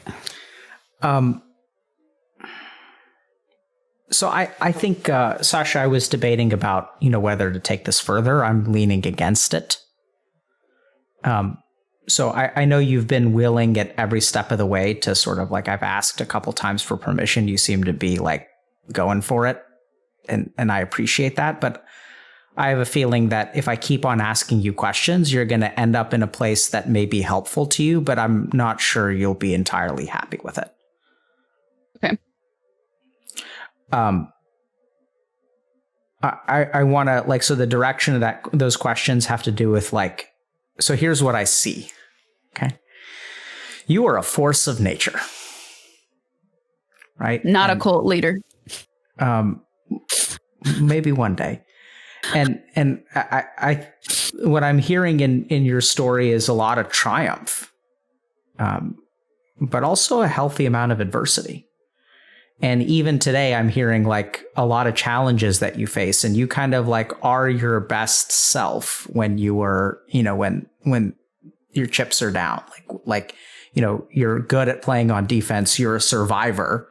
You're not just a survivor. You like thrive in adverse circumstances. Like, just think about what you said, that like most of the people that you grew up with are in prison or dead. Like, and here you are, you've become,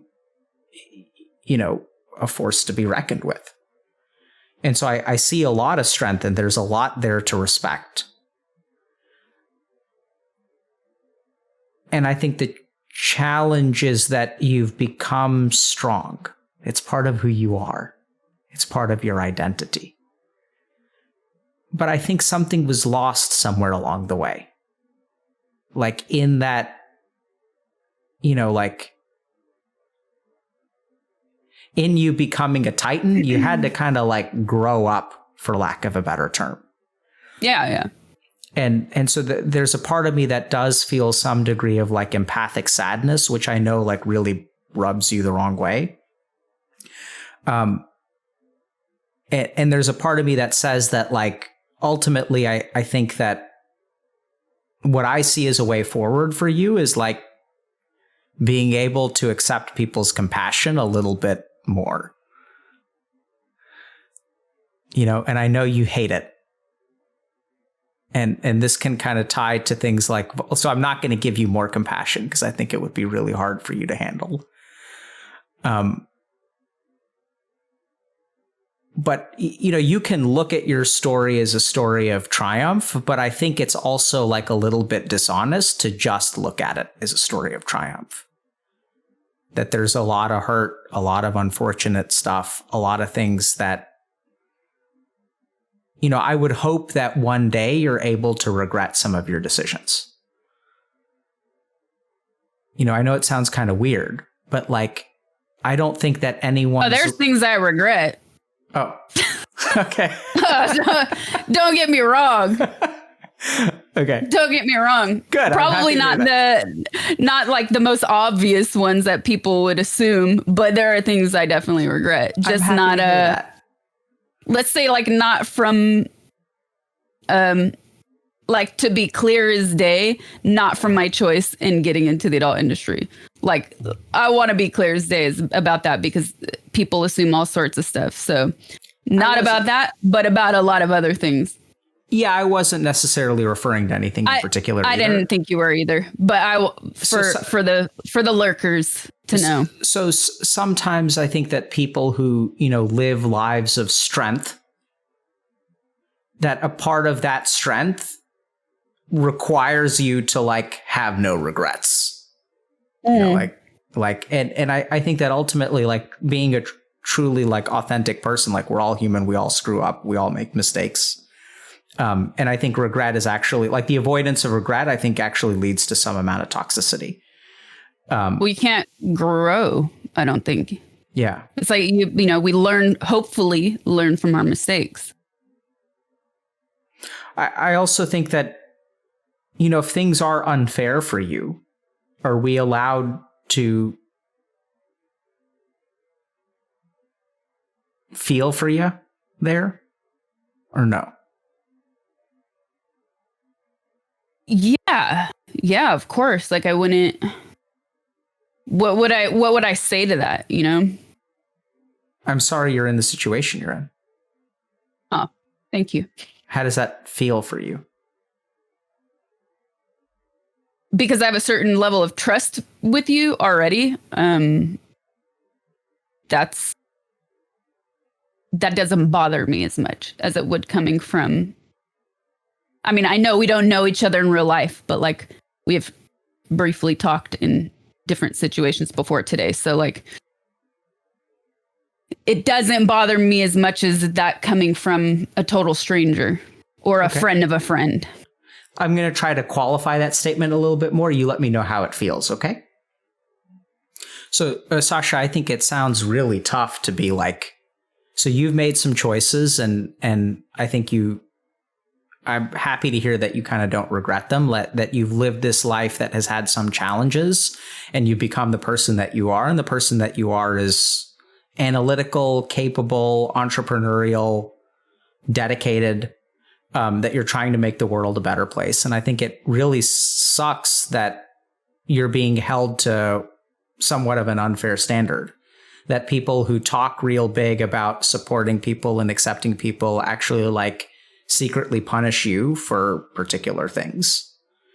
And it sounds like really, really hard and unfair to be, you know, in the position you're in. And I'm also a little bit afraid of, I'm a little bit afraid that despite the fact that you've come this far, that some of the things that you deal with may actually be like insurmountable at some point, that you may not be able to walk this tightrope, because it seems to me like you're balancing very carefully. And so there's a part of me that's afraid that since the tightrope that you're walking is so damn thin and so damn high, that like, you know, I have faith in you. And at the same time, I'm also terrified for you.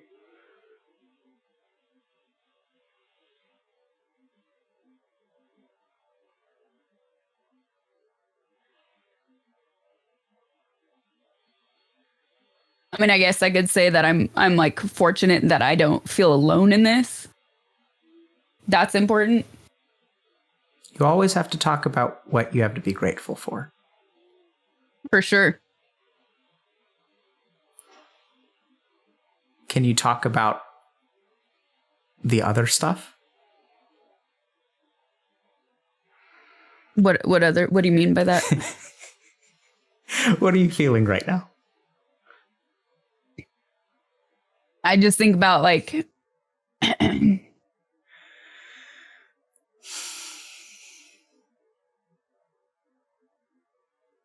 walking a tightrope is an interesting way to put it, for sure.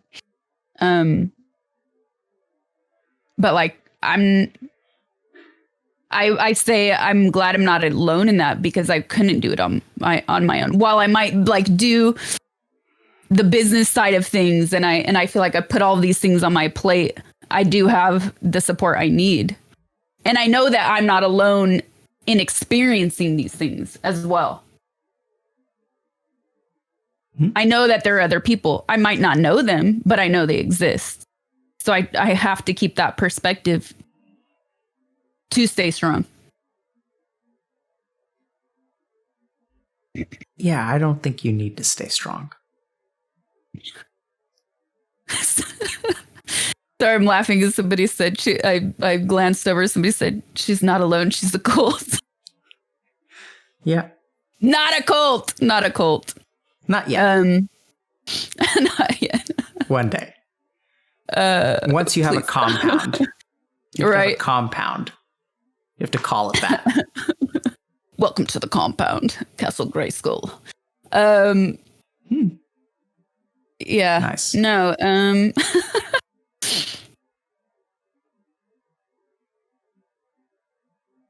And I think that this would actually be an interesting or a good moment, rather, to bring up parasocial relationships, if you have time for that. Sure.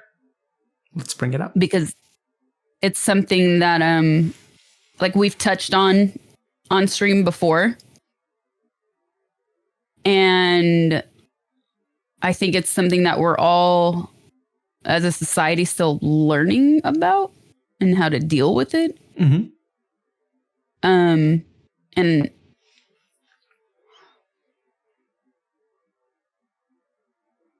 it's get her a guitar too. It's like I talk about all of these, the uphill battles, right? The defense in thriving. But then there is also this great community that I have, and that a lot of people have on their streams as well. So it's interesting to me because I feel like even though there's a few core people, and I'm not talking so much about the chat necessarily, but like my mods and the people that help me behind the scenes, like we have truly built something special that until today, throughout like all of social media, all my experience on it has not existed. So that's interesting to me. And I'd kind of like to get your perspectives on that, but also just like this relationship that I have with my community and what you think would be the best way, like if we see problems, how to deal with them. Because I feel like actually, like my mods and we do sort of walk this tightrope with how to treat people, because we do have to be sensitive. And sometimes people overstep boundaries where it's very clear, you know what to do and you know what needs to be done. And other times it's more difficult to deal with. Can you give me an example? People in the past have overstepped boundaries that we've laid out as a community. In ways that can become really scary and frightening, because it tells me that maybe I'm doing something wrong, that I'm not delivering a clear enough message, that like, while I do look forward to seeing people, and a lot of people that are in almost every single one of my stream, a majority of those people respect the boundaries. And sometimes it's almost like an unspoken, like sometimes those boundaries feel like an unspoken, they feel unspoken, you know, like we know what to expect. The majority of people know what to expect. And every so often there are people that don't know. But then of course, like we have the mods that they do make it clear, like to not do certain things, right? Whether it's on Twitch or on Discord after the fact. But I don't know if it's so much of a like for me specifically, but as a whole, like where do you see this going as a society? Like how do we send a positive message, but also like know when to cut it off? So Sasha, can you define for me what a parasocial relationship is? Yes. In the case of, I'll give myself as an example here. I'm here. I represent something to the people that watch my streams. But the relationship is not reciprocated in a way that our IRL relationship would be, right? Like I am not friends with these people in real life. I am friendly with them, but I don't actually know them. Mm-hmm. And so what I'm hearing is that it has some of the attributes of a real life relationship. But by virtue of it being an online relationship, there's something like, you know, it doesn't translate 100%. So yeah, exactly. You know, you can start to appreciate other people, interact with them. They have their own personalities. Some of them are trolls. Some of them are funny. Some of them are compassionate. And so you can communicate with them. You can interact with them. You can form some kind of relationship with them. Mm-hmm. But it doesn't come with everything that a real social relationship comes with, Or Yeah. I shouldn't even say real social, because I think it's just a different kind of an in-person social relationship.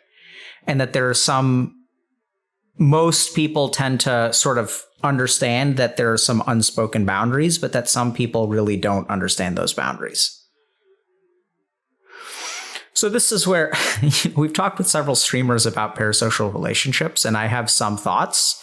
But I think what's really missing from this conversation is what we really need to do is I don't know if this is, TOS friendly, but like, I think if we really want to understand parasocial relationships, we have to understand the other side of the story too.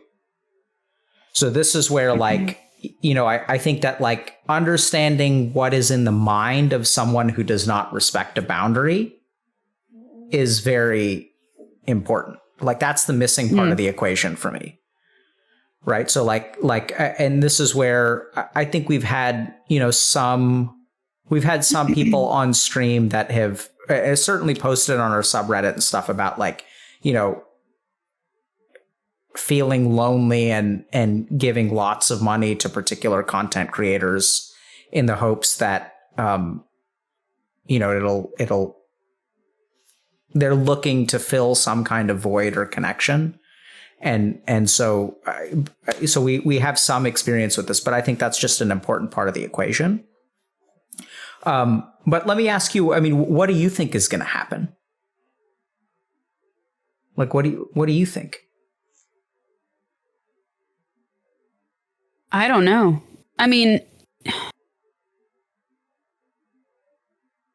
Like I said, I try removing try. I do my best to be clear about these things on stream. We create commands that like guests can use and that moderators can use, but that's only I can only control try to control or observe and cultivate the community that I have, not other people's. So I think Twitch is cool because we have all these tools at our disposal. So it makes it a lot cleaner. It makes the rules, the rules are there. They're up front. We're not hiding things from people. Mm-hmm. But you go on other forms of social media and a lot of people don't do that.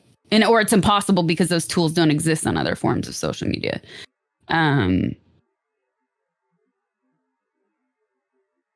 Yeah, it's. I guess a question too I have is just like, am I doing enough to make those things clear? I don't know. I don't know what you're doing. Should we? Let me take a stab at this. Okay, so can I just share like some thoughts about how I understand parasocial relationships and what we need to do about it? So like the first thing is that I think that from a neuroscience perspective, there's a reason why these things are happening. So as human beings, we tend to like associate things with other things. I know it sounds like such a simple sentence, but so for example, a classic thing that we'll kind of get into is like being friend zoned or fuck zoned, right? Where like there'll be, and it's usually like a dude who gets friend zoned. I'd say like most of the cases I hear about tend to be with men. And I think there's actually like a neuroscientific and like developmental reason for that. I don't think it's not the Y chromosome. It's more that, men tend to be socialized to expect emotional intimacy in only a very small number of cases. So emotional intimacy is okay with mom, usually. Not even okay with sisters, not okay with brothers, oftentimes not okay with dad. Maybe like emotional intimacy is okay with grandma, and then like romantic partners. So those are the people with whom I'm allowed to feel social. Like we're like coded that way. We're programmed that way. And so oftentimes what happens is if you look at, I'm not trying to offend anyone. It's just general anecdotal observations and a little bit of data to back this up, but frankly, not very much. I think the way that, girls are raised or were raised was different, right? So there's more emotional intimacy within friendships there.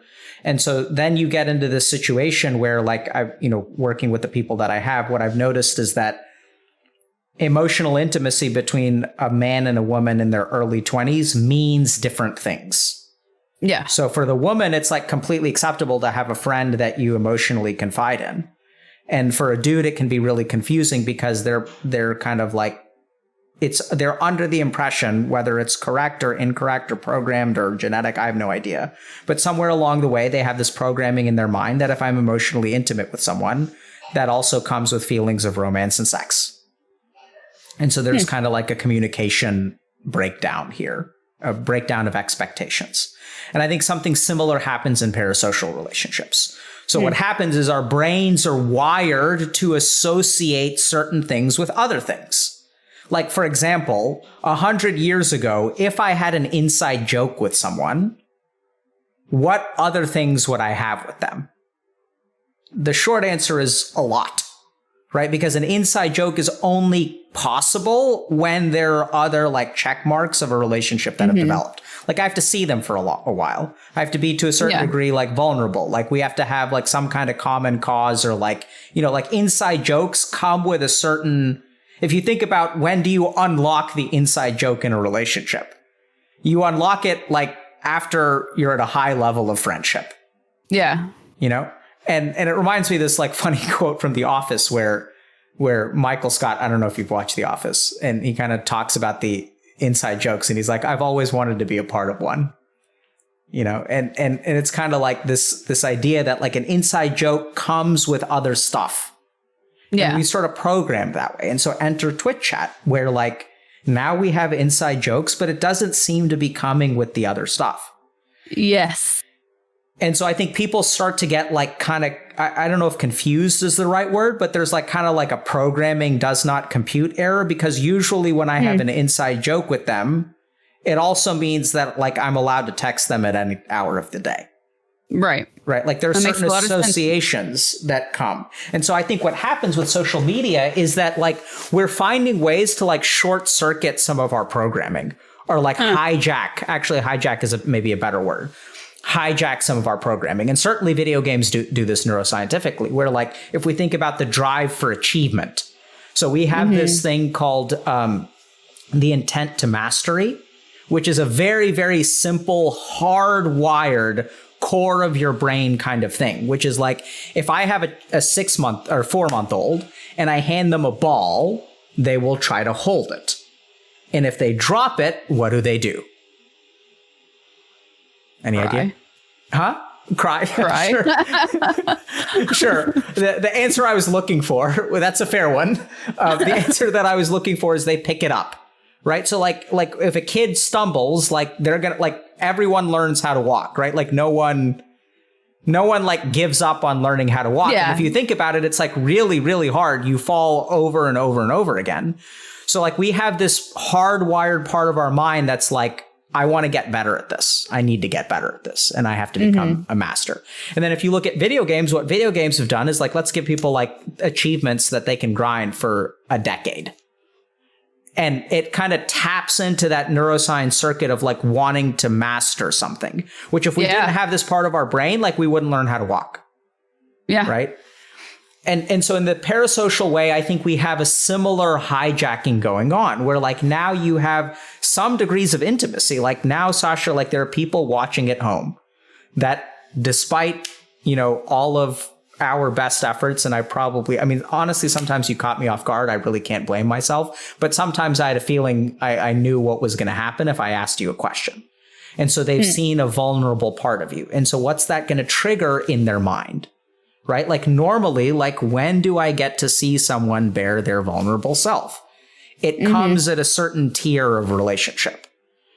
And so now like in some brains out there, we've unlocked that reward, but the underlying foundation of the relationship is not there. And that's what gets confusing for people. Because at this point, they feel like they know you, Sasha. Yeah. They know you so well. And they're not exactly wrong, right? Because they do know some things about you, and there's a lot of authenticity. And I think part of what makes you like a successful content creator, a successful personality is sure you've got a mask, but I think you know how to let enough of the authenticity bleed through. Right. I don't think you have to pretend to have fun. Like, I think you genuinely enjoy doing some of the things that you do. And there's like a calculated authenticity there. And so when people see that calculated authenticity, it's still there's an authenticity, there's an intimacy to it. And then that triggers like certain neurological or like sociological like programming. And then some people are able to navigate that activation of that programming pretty well, and they know how to respect a boundary. And some people get a little bit more confused. Yeah. And I think that's why parasocial relationships happen. And it's interesting because you know, there is a certain like connection to your community, even that you feel, right? Like, you know, 100%. Right. So like if we think about, you know, why is that happening? It's because the same thing is happening in your mind, that when you're vulnerable and everyone sends hearts, you know, in the chat, and then it's like there's a certain part of you that feels like accepted, appreciated, loved, you know, and then it's sort of like, and then there are some streamers who let the confusion get the better of them. And there are some streamers who maintain boundaries. Right. Yes. And then like there are some streamers, and then we had, I think we had someone on like over a year ago who was like a mod in someone's community. And then the person got really big, and then they felt like they were owed more, and like felt like they got abandoned and left behind and all. They sacrificed a lot to like, you know, bring this person, like help this person succeed. And then they felt like they were discarded afterward and things like that. So I think there are some streamers that, you know, will muddy that boundary a little bit. Like I'm still confused about what happens when, like, do you ever, like, what happens when you see people from your chat at TwitchCon? You know, I've actually never been to TwitchCon. Either have I, so I don't know. But I've been to other, you know, I DJ, well, pandemic. I haven't DJed in a long time, but I DJ. But there's a different boundary there too, because most of the time I'm on a stage. You know, I'm physically separated. But then sometimes it's like the club asks you to do like autographs afterwards, you know, or take some pictures. So even then, that feels boundaried to me, right? Because it's sort of like you're there as a DJ, but like I don't know like what would happen, you know, if you run into someone on the street. And I'm like, it depends how people approach me, really. Okay. I'm pretty sensitive to things, so like if they feel safe to me and they're respectful, I'm pretty open. But like if I'm talking to somebody and eating a pasta or eating a taco, and this has happened, and you put a camera in my face, like that's, you know, that's not okay. Yeah, of course. But if you like, if you're respectful in your approach, it changes my attitude for sure. So just going back to the parasocial relationship, I think it comes down to like the fact that this relationship checks some of the boxes from a normal relationship. And I even hesitate to because you asked me the question, what's going to happen? I hesitate to use the word normal, because I think what we're going to discover is like, you know, back in the day, there was like marriage, and then there was like people getting engaged, and then you have a girlfriend. And so like, you know, in India, the concept of a girlfriend wasn't existent.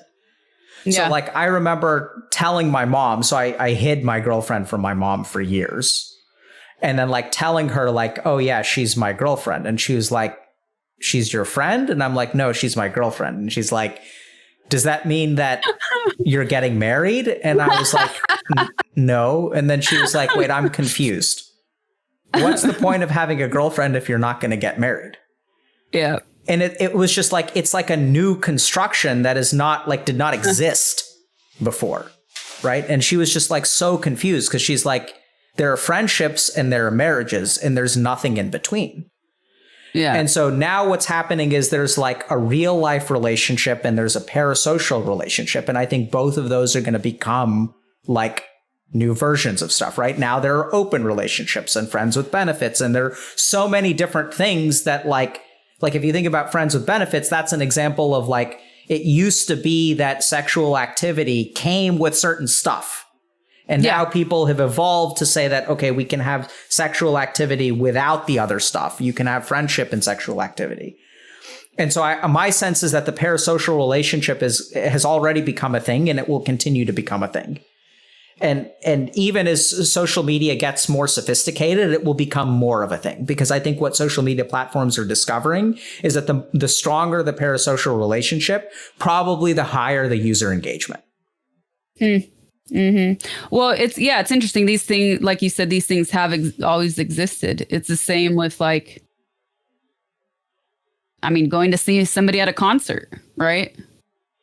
Yeah. I mean, this thing still does exist, but with social media and specifically with live interaction, it totally changes the game. Yeah. So I think the sorry to cut you off there, but I just wanted to like completely echo your point, because I think that if you think about the brain, right? Like if I'm a huge fan of like Pearl Jam, and like I can listen to this dude's music and I can feel really connected to them. Like there's only so much stuff in my brain that gets checked.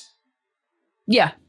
And then like if I see him at a concert, then like more stuff gets checked. And just like you said, with live interaction, like what someone can do, Sasha, is they can talk to you and you will respond to them. Yeah. Right. And when someone comes and talks to you on a regular basis and you respond to them and you guys joke together, and then like you come on our stream and you share some stuff, and now they know you more and they feel like they really know you. Like they're not wrong, right? Like they're checking these boxes of a relationship: consistency, inside jokes, laughing together, having a good time together, being there. Remember when ... Remember that time. And then like, if you think about what's a real relationship, like those are all of the check boxes. So I think it's going to get, in a sense, quote unquote, worse. But I think that parasocial, because people are going to figure out how to have like more interaction, right? Like they're going to figure out how to, we're going to have like more inside jokes, and we're going to have like emotes, and we're going to have more stuff that can be like, this is, because like, I think a big part of the parasocial relationship is it's ours, Sasha. It's not yours. It's not mine. It's ours. I like that too. Yep. Like I do get something out of that. It Absolutely. does make me happy. Sure. And like I find myself telling my IRL friends and family things that happen on stream all the time. Absolutely. Like it does become a very important part of my life. So now we begin to see that there is actually some degree of reciprocity, right? Yes. That it's not just one way. That like they're making you laugh and you're making them laugh. Yeah. That when they're having a bad day, Theo Grey shows up. And when you're having a bad day, maybe the more observant members of your chat notice and they send you some support. And there's like absolutely a reciprocity. Yeah. Now, as to what to do about it, I think also because, sorry to cut you off, but I don't want to forget, like I see people, or not just on Twitch, but on other platforms as well, like call people their besties, or call them or like say I love you. Yeah. You mean the creators or the Yeah. The creators saying that to their community.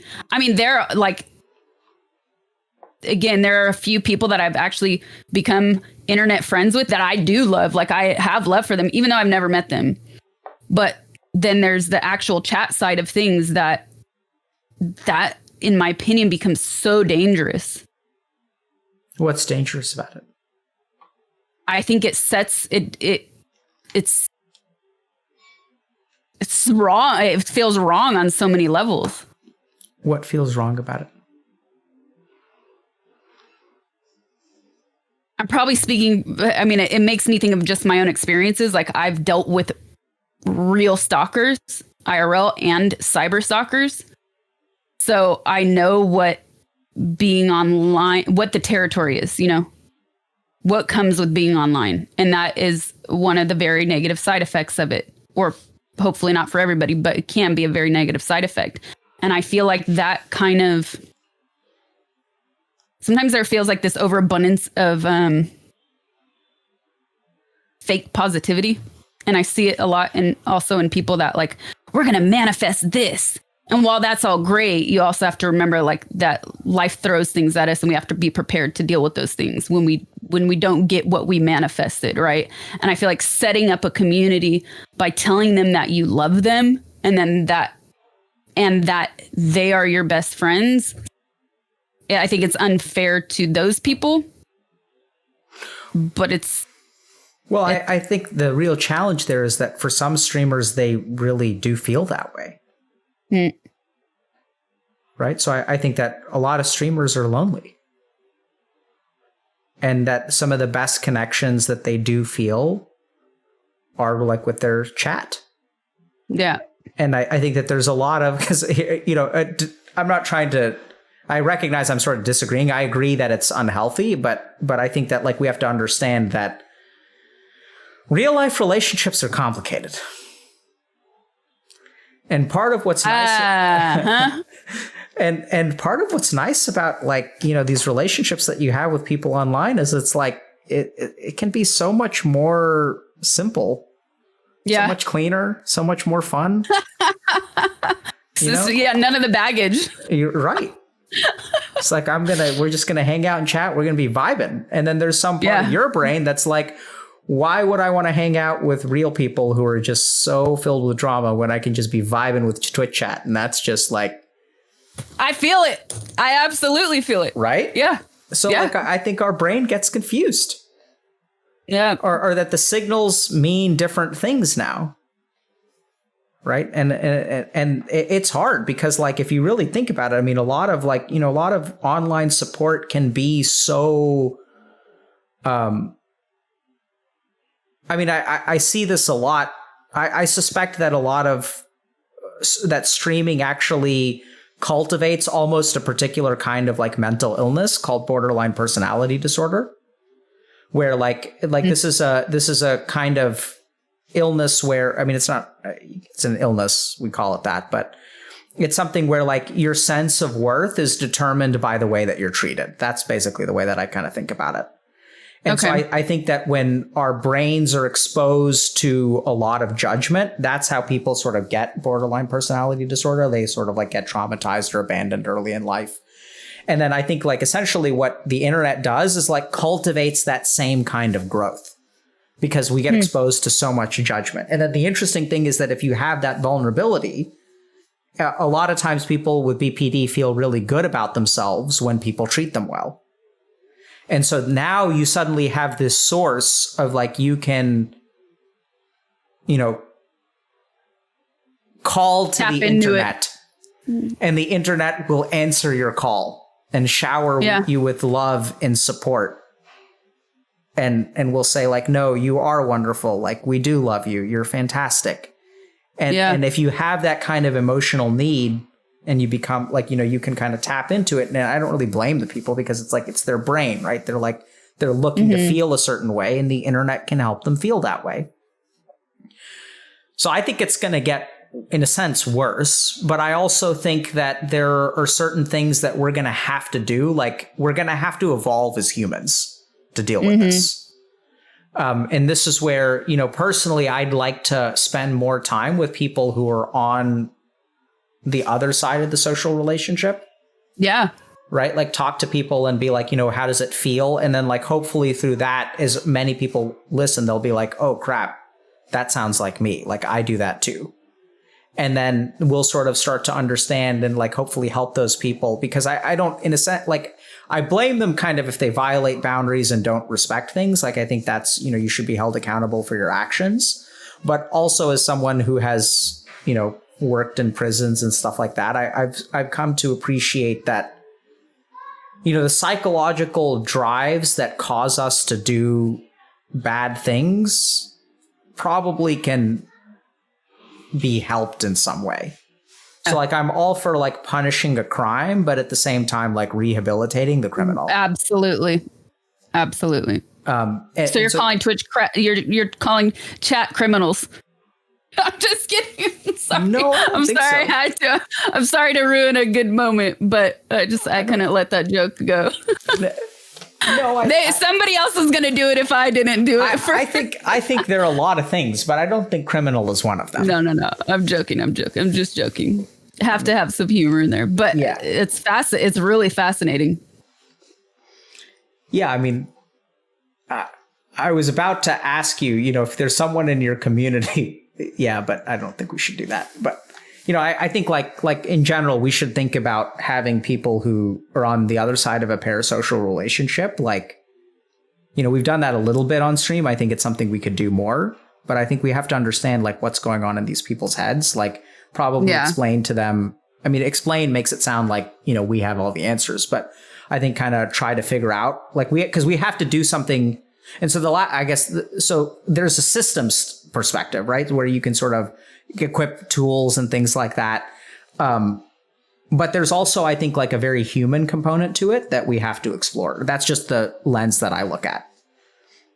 Yeah. So I think it'd be cool in the future to see if anybody from my community would be open to talking about that as well. I think we all have been able to observe that the pandemic has only made things worse because it's forced us inside. And for some of us that are already maybe more introverted, myself included, I mean, I'm somewhere in the middle. Like I have no problem being alone,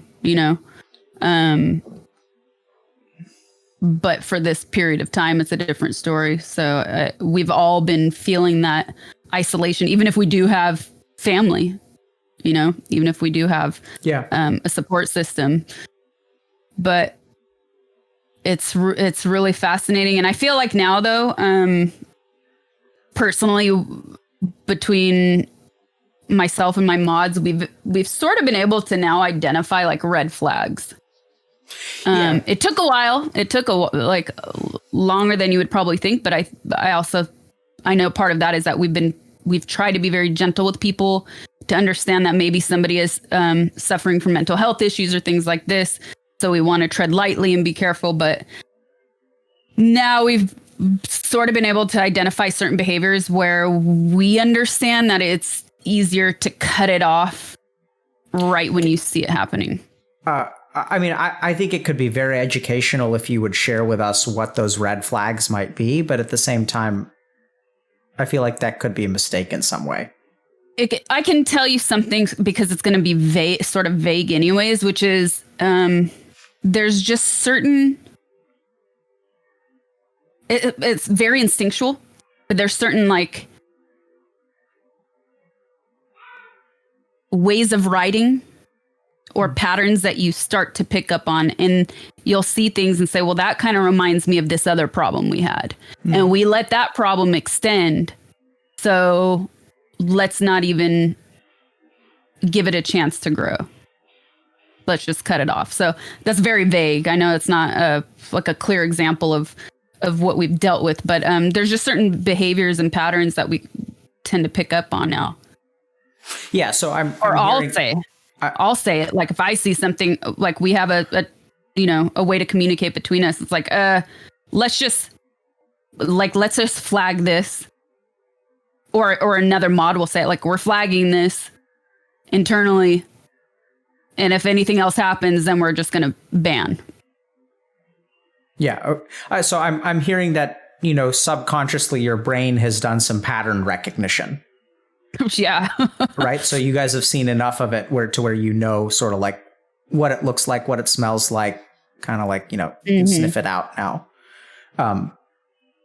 Yeah. So I think that there's a lot of room for research. Like, I think it would be really cool to actually do a study where we ask streamers, like we could probably assemble like common red flags. We could also do a study on, actually, I think it'd be very cool to do a study on people who are on, the chatting end of the parasocial relationship and do a qualitative research study where you take 30 people, you ask them, what is this experience like for you? Like, how do you feel? Where does it come from? Things like that. you can also, like, we discovered all kinds of interesting things. We're hopefully publishing a paper on incels soon. And Wow. starting to do a paper, hopefully on, I think we've got a project in the works on pornography addiction. And I think especially in the pornography addiction, some very surprising results in terms of like things that you would not expect, like really simple things like being exposed to pornography at a very young age. From the consumer perspective? Yeah. So like, you'll have like 8-year-olds who were shown pornography, and that's even before they've started to like experience like, they're nowhere near puberty. And but it does something in the brain. And also that pornography addiction doesn't seem to have really much to do with being, sexually attracted to anything. It really seems to be more of a shortcut to a dopamine release in the brain and like emotional suppression. So there's a lot of assumptions that pornography and perversion in some way are like related, but it appears that for pornography addicts, it's not the same. So I can think confirm. Can confirm. I don't quite know what you mean by that, but okay. I'm also sort of a perv, but like in a healthy way. Okay. Yeah. Well, so my point is that, I think perversion is a whole separate thing. It's just that people expected these things to be associated. Exactly. And they aren't necessarily. Yeah. And with parasocial relationships, I imagine if we spent the time like looking, we could start to figure out, what's going on here. But yeah. Sorry, you got me spieling for a second. No, it's really cool. I mean, I wanted to ask you these things, and I know a lot of people wanted to hear about this. I think it was very insightful and hopefully helpful for some people as well. Now, I know I offered you a 15 to 30 minute spiel on why you procrastinate and how to fix it. Do you still want that? If you're down, yes. I would have to go to the bathroom really quickly, though. Go for it. Cool. Okay. All right. Let's do it. Let me figure out. Be right back. Okay. I was just in teaching mode. And so, once I get started, it's hard to stop me. And I'm sure that was a funny joke. But my mind was not able to, once I get into teaching mode. There's so little I understand about innuendo. So, ready to get started? Yeah. Okay. So the first thing, Sasha, is I want to explain to you a little bit about traditional Indian medicine, or Ayurveda. So before I went to medical school, you sound familiar? Are you familiar with that? Or now, okay, that's what you asked me earlier. Yeah. Okay. Yes, I don't know a lot about it, but okay. It was the way you pronounce it. I obviously butcher it, and so yeah. Sometimes people will pronounce it Ayurveda. Yes. So what I'm going to try to do real quick is I'm just getting prepped. Okay, so the first thing is that not everyone's mind is the same.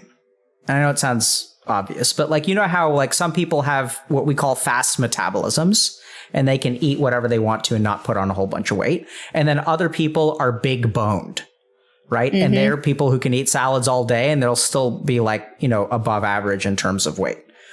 And the other interesting thing is that, like, obviously there are these classes of people that may have something of one second. I was on the wrong way up. So there are these different classes of people, right? So like, it may run in families, but there are people from like Africa that have fast metabolisms, and people completely unrelated from like Croatia that have fast metabolisms. So this is a variance within the population of the human species. Yeah. Turns out that fast metabolism people and big bone people actually share particular genes. So there are actually like these different classes of people. So a couple thousand years ago in ancient India, there were a group of doctors, Ayurvedic doctors, who sort of noticed that human beings have like these shared qualities. Mm-hmm. And so what they decided is, like, in order to understand them, because they couldn't, do a genetic analysis back then, they started using elements to explain like these attributes of people. So what they said is that there are some people who are like the wind, and these people are Vata. So they tend to be prone to things like dry skin. They tend to be prone to things like allergies. They tend to have fast metabolisms. They also tend to have eyes that are bigger than their stomach, which means that they feel very, very hungry, but then actually don't need to eat a whole lot of food. They also noticed cognitive correlations that these people have, so that they get interested in things very easily, but get bored in things very easily. That these people tend to be quick studies, but also forget if they don't get repeated, easy to learn, easy to forget. Whoa. Okay. Right. And so they came up and they said oh, this person is like the wind. Okay. And then they also notice that there are other people. So some people are more argumentative. They're more driven. They're medium bodied. They tend to have certain physical problems with indigestion. Their back teeth tend to be quite yellow. All kinds of interesting correlations that they made. And then the third type is the earth type. So these people tend to be big boned. They tend to be slow to learn, but slow to forget. They tend to be quite resilient and can tolerate punishing situations for long periods of time, but are also slow to get out of bad situations. So they'll stay in unhealthy relationships for prolonged periods of time. Whereas the Vata folks, the wind folks, will be yeah, I'm into this person, and yeah, I'm not into that person anymore. And so what they noticed were that these three sort of elemental forces, and if you look at any human being, you can kind of rank their wind, their fire, and their earth. And so some people may have a dominant fire. Some people may have a dominant wind and fire. Some people may have, any combination. And that disease essentially manifests from your levels getting too high or too low. So people who have a high amount of Vata, if their Vata increases a little bit more, they will have things like allergies. They'll have things like ADHD. They'll have things like anxiety. They'll have insomnia, but not the kind where it's hard to fall asleep, the kind where it's hard to stay asleep, or they have interrupted sleep. That Vatas have dreams of flying, for example. There are all kinds of weird correlations. Do you have dreams of flying? Oh, yeah. Okay. Oh, yeah. So you are, Sasha, my friend, a textbook Vata. And a lot of what you describe as procrastination is a manifestation of your Vata mind. You talked so many times about not being a 9-to-5er. Vatas hate the 9-to-5. They can't do the 9-to-5. It's just not how their mind is. You can work from midnight till midnight, 1 day a week. But you would rather do that than 9-to-5, 5 days a week. That's just the Vata mindset, right? So so you have to think about yourself like the wind. The wind blows really hard in one direction and then stops, and then blows this way, and then that way, right? So the first thing to understand is that you have a Vata mind. So your temperament is going to be a little bit more procrastination oriented, because Vatas also thrive with crises and deadlines. They do their best work. Their mind is sort of I can't get excited about that. Oh shit, it's happening tomorrow. Let's go. Right? Yes. So the Vata mind is going to be prone to what we call quote unquote procrastination, but I don't think that's really the right way to think about it. I think the reason we call it procrastination is because our society is structured for Pittas and Kaphas for the most part. So if we think about the 9-to-5, where does that come from? It's because Pittas, which tend to be good managers, by the way, Vatas are very difficult as managers because they're all over the place. So Pittas are really good. The fire types are really good at imposing organization and structure. So the people who like being the manager tend to be a little bit more Pitta or Kapha oriented. And so they created a system that worked for them. And then we pushed all the Vatas into the system. So school is another good example of it's 8-to-3 and that's the way it should be. Whereas there's actually overwhelming evidence that starting school at 8 o'clock is actually bad for learning and bad for kids. Yeah. There's no need to study for that many hours a day. So anyway, coming back to you. So I think the first thing to understand is that if you want to quote unquote procrastinate less, you should balance your Vata. The more your wind element raises, the more procrastination prone you will become. And by procrastination prone, I mean that there will be times of your life where your mind is prone to wander and like it can't sit still. Right? So like you can eat certain things that will help your mind like be calmer and more grounded. Like your procrastination is going to be inversely proportional to the degree that you're grounded. Okay? That's the first thing. So like you can sort of, so that's Vata, okay? So a couple of solutions there. One is you can lower your Vata, you can be more grounded. But the other thing to recognize is that your mind is going to optimally function when you're juggling a few different things. That's just how it works, okay? So now let's get to a little bit more on you. So the first thing to understand about procrastination is that it's the Vata mindset, okay? We're going to leave the Ayurveda stuff over here for now. And so we can talk about balancing your Vata and stuff like that. But then when we think about procrastination, you had started, Sasha, I believe, with it's some kind of fear of success, right? That's what I've heard a lot of people say. And that's something that personally I cannot identify with. So, and this is where I've read The Alchemist. Okay. Why do you think you procrastinate? Well, when you asked me that earlier, it took me a minute, but then I went back to it came to me, which is I feel like I get overwhelmed, and so it's hard for me to be decisive and figure out what is the most important task at hand. Okay. So here are a couple of things. So like we talked about before, I think a big solution to your procrastination, if you're overwhelmed and having trouble prioritizing, you've already lost the battle. Because the problem is how stuff gets on your plate. Right.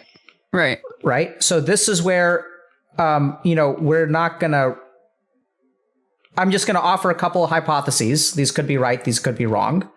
But I think that there's a certain desperation that you have because I'm going to sort of like analyze you a little bit here. Okay. So this is something you should definitely talk through with a therapist if you feel like this resonates with you. But what I'm getting the sense of is because of something about your background and because you're walking a tightrope, I feel like that emotional feeling of walking a tightrope doesn't allow you to pass on opportunities. Huh. Right? Because you feel like I have to grow, I have to adapt, I have to stay up with the trends. We don't really need to go into that. My point is that in terms of like not fearing, it's a fear of success. Like you, and this will become clear in a second. I don't think yours is a fear of success. What I get from you is more of like a desperation of like being on the tightrope and like you don't have a choice. Does that sort of make sense? It does. The thing that I'll slightly disagree with there is that like not being able to say no, because I've actually been very aware of that over the past, I would say like 4 or 5 years. And it's something I've really worked on in learning to say no. Okay. So but that being said, what you're saying is all the other things I am still putting on my plate. Right. Yeah. So I'm still putting this. And one last thing before I forget, but I just want to say it and then we can go back to time management and then we can circle back to that though. Yeah. So this is where I'd say that, if you've learned how to say no and you still wind up with too many things on your plate, how does that happen? Right. Because I think that it's not about saying, I don't know. It still feels to me like there's an emotional driver, which is determining how much stuff ends up on your plate in the first place. Right. So like I maybe it's not emotional, but I would explore that. So like, let's just put emotional driver. We don't need to go there right now. Okay. But, so now I'm going to talk more generally. So I tend to think about procrastination, like a couple different kinds of procrastination. Okay. So the first is what I would call idealistic procrastination. So what this means is that some people don't act because they're not ready. So like, for example, if I want to apply for a job, and I procrastinate on applying for a job, the reason that I'm procrastinating is because I want to wait until my resume is good. Like, I need to revise my resume. Like, I can send a crappy resume today, or I can send the perfect resume tomorrow. So I'm not going to apply for a job until everything is ideal. Yes. Right. So like, this is where like you have this idea in your mind of how this task should be executed. Yes. Right. Idea or even fantasy of execution. Yes. I can relate to that. And that's something that I've also been working on is letting go of certain things and understanding that like nothing can always be perfect. Yeah. So like it's the chase for perfection that keeps people paralyzed in the moment. Mm-hmm. Right. Like I know it sounds kind of weird, but like sometimes, sometimes it almost feels to me like you take a 100% chance at an F as opposed to a 20% chance at an A. And it's like people are like, yeah, I'd rather like, I want to do it perfectly or not at all. And that's where, because you have this idea of like what you want it to look like, what it'll accomplish. Like, I'm going to do it's going to be so great when I do it, but I haven't set that circumstance up. So I'm just not going to do it. Or haven't been good with time management to allow yourself to be prepared.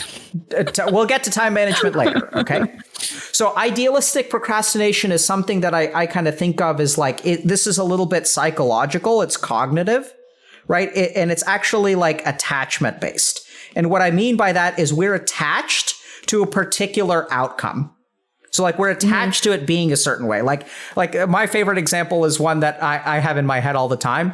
I will start going to the gym once I'm a little bit in shape.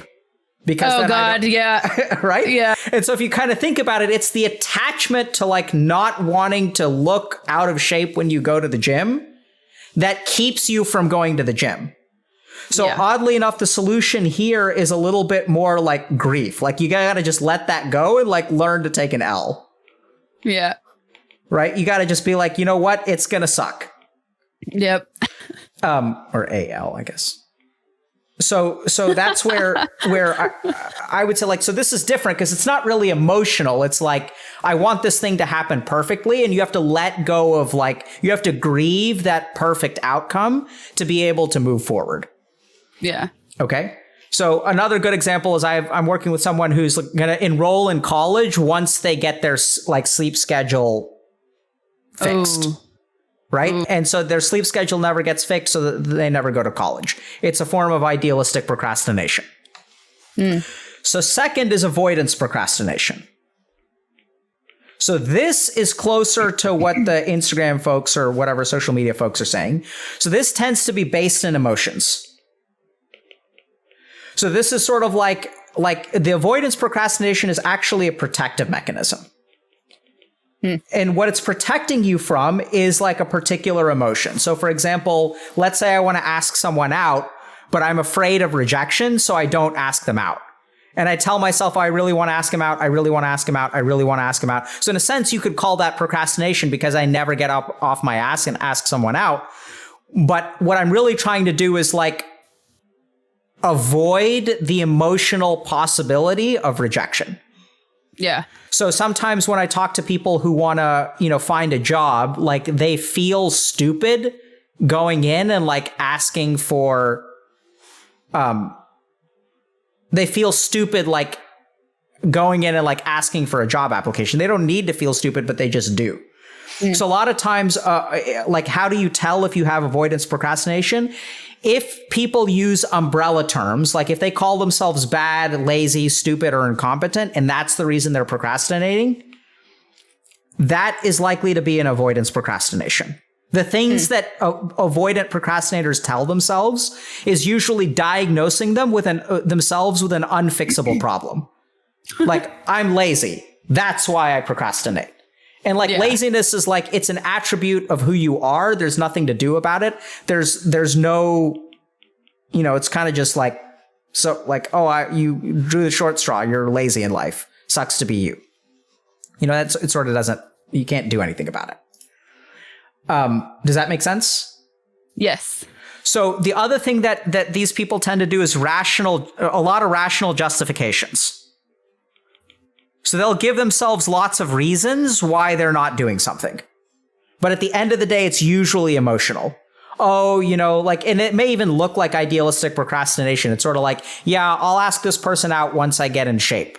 And sure, that's like there's an idealistic component to it, but it's really what's really driving that is like the fear of like being rejected. And what they're trying to do is like control circumstances so that they can avoid emotions. This is another sign, right? Yeah. And this is where like asking someone out, I'm going to wait till I'm sure they're in love with me before I even ask them out because I'm afraid of the rejection. Yeah. And maybe there's fear of success. In your case, there may be an emotional driver, which could be like avoidance procrastination. I don't really think that's the case with you. We'll get back to you in a second. And then the third, this may be you, Sasha, operational procrastination. Okay. So does not compute. This is more frontal. By what I mean is frontal lobe. Sorry. So, I was just going to ask, do you mean frontal lobe? Okay. Yeah. Okay. So this is where so Vatas tend to be prone to this type because frontal lobe problems also manifest as like anxiety and ADHD. So like this is kind of like an ADHD procrastination. Tends to be falls under this category. But what I would say is, so this is the kind where so I have a 3-year-old and I have a 5-year-old. And if I tell the 5-year-old to clean up their room, they're able to do that. But if I tell the 3-year-old to clean your room, she's not really able to do that. Does that make sense? Yeah. What's the difference between the 3-year-old and 5-year-old? Why can the 5-year-old clean their room, but the 3-year-old can't? I would say the age is the first thing I think of. Like a 5-year-old is a little bit more independent. They can stay, they can focus for longer periods of time compared to a toddler who's just only been walking for a while and is still pretty dependent on parents. Yeah. So if we look at what the age means, right? What's the difference between a 3-year-old's brain and a 5-year-old's brain? You've sussed it out instinctively perfectly, right? So that the 5-year-old can kind of stay focused. But if you really think about it, what stay focused means is actually breaking down the task into its component parts. So this is where people feel overwhelmed if they're operational procrastinators. And what that means is the 5-year-old understands that cleaning the room is putting away the toys, putting away the books, and putting away my stuffed animals. I can tell the 3-year-old, put away your stuffed animals, and she can understand that. But she's not able to take the abstract of cleaning the room and breaking it down into its component pieces. And so when she looks at the dirty room, her mind is overwhelmed with how do I break down this task and execute on it? Does that make sense? Yes, absolutely. So when we think about something and this is also a problem in gamers too. So gamers are prone to this because video games operationalize stuff for us, right? They're okay, here's the quest. Go collect 8 of these things. Then go here, then go here, then go here, then go here. So we're not really taught how to abstract out things from start to finish. Even our sandbox games basically teach us how to play in the sandbox, right? It's not truly free form. So when you take gamers and you tell them to go find a job, there are actually 1,000 small tasks, but our minds actually are not natural at breaking up those tasks. So finding a job feels overwhelming because we don't know how to break it down into its component parts.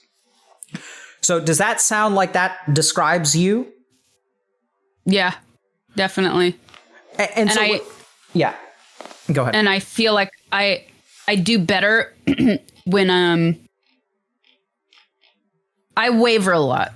So I'll have really disciplined stints where I have lists and I have checklists and sub checklists, and I got the stuff that is for me in my personal life, just random stuff that has to be done, and then the stuff that I want to do professionally, creatively, and then I'll fall off. Yeah, so that's Vata. Okay, that's where I'd say that That sounds very Vata to me. So here's what I'd suggest for you. Okay. The first is that, like, maybe there's some weird emotional shit in there. Who knows? If it's not what floats your boat, no big deal. Sorry, I'm done with the iPad part. So I'm just fixing your screen. Yeah, it's okay. So here's what I'd say, Sasha, for you. If you procrastinate, like, the first thing to understand is that you're going to be the most successful when you have external prompts. So you're going to respond well to crises and deadlines. The next thing to understand is that procrastination is not a problem. Procrastination is actually a solution. So if our brain, so this is like literally what happens. Our brain has this circuit that tries to figure out how to be efficient. And so what your brain tells you when you're in, like, let's say you're in school and it's like, I could start studying today and I can get an A and I can study 1 hour a day for 30 days.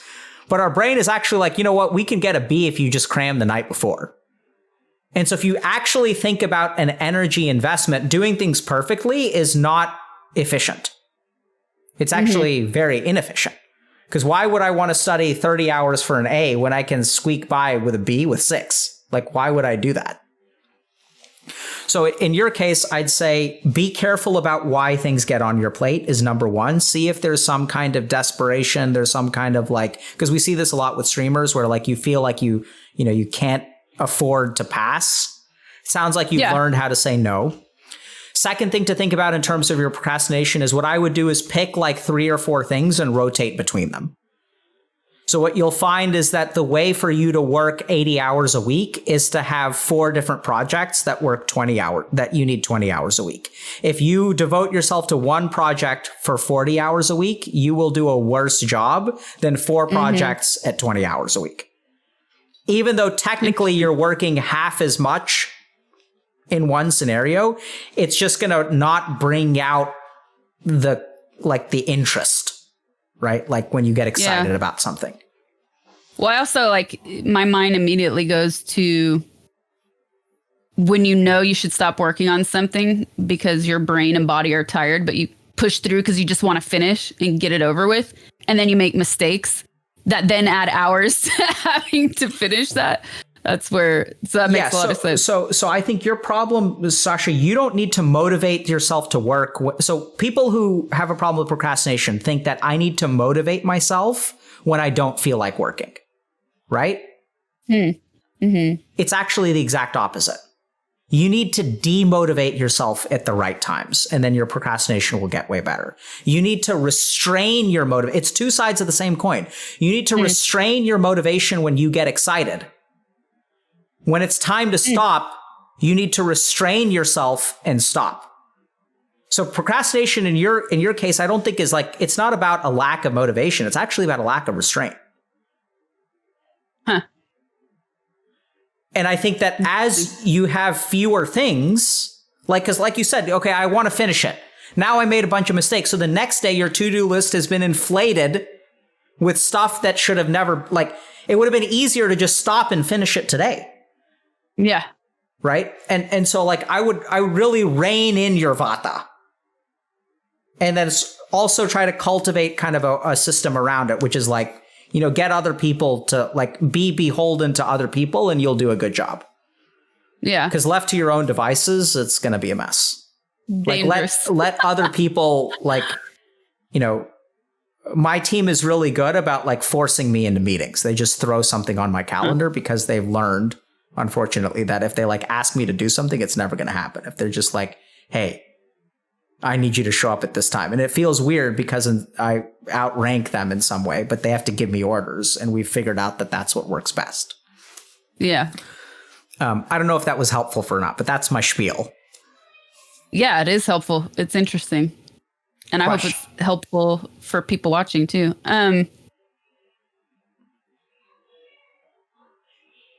I wanted to figure out a way to pose this, but, like, I don't know, it's coming out more as a statement, so I don't want to say it, like, doesn't make sense. But, like, kind of my mind keeps going back to that question that was posed earlier, which was like, let me just bring it up because I don't want to paraphrase it.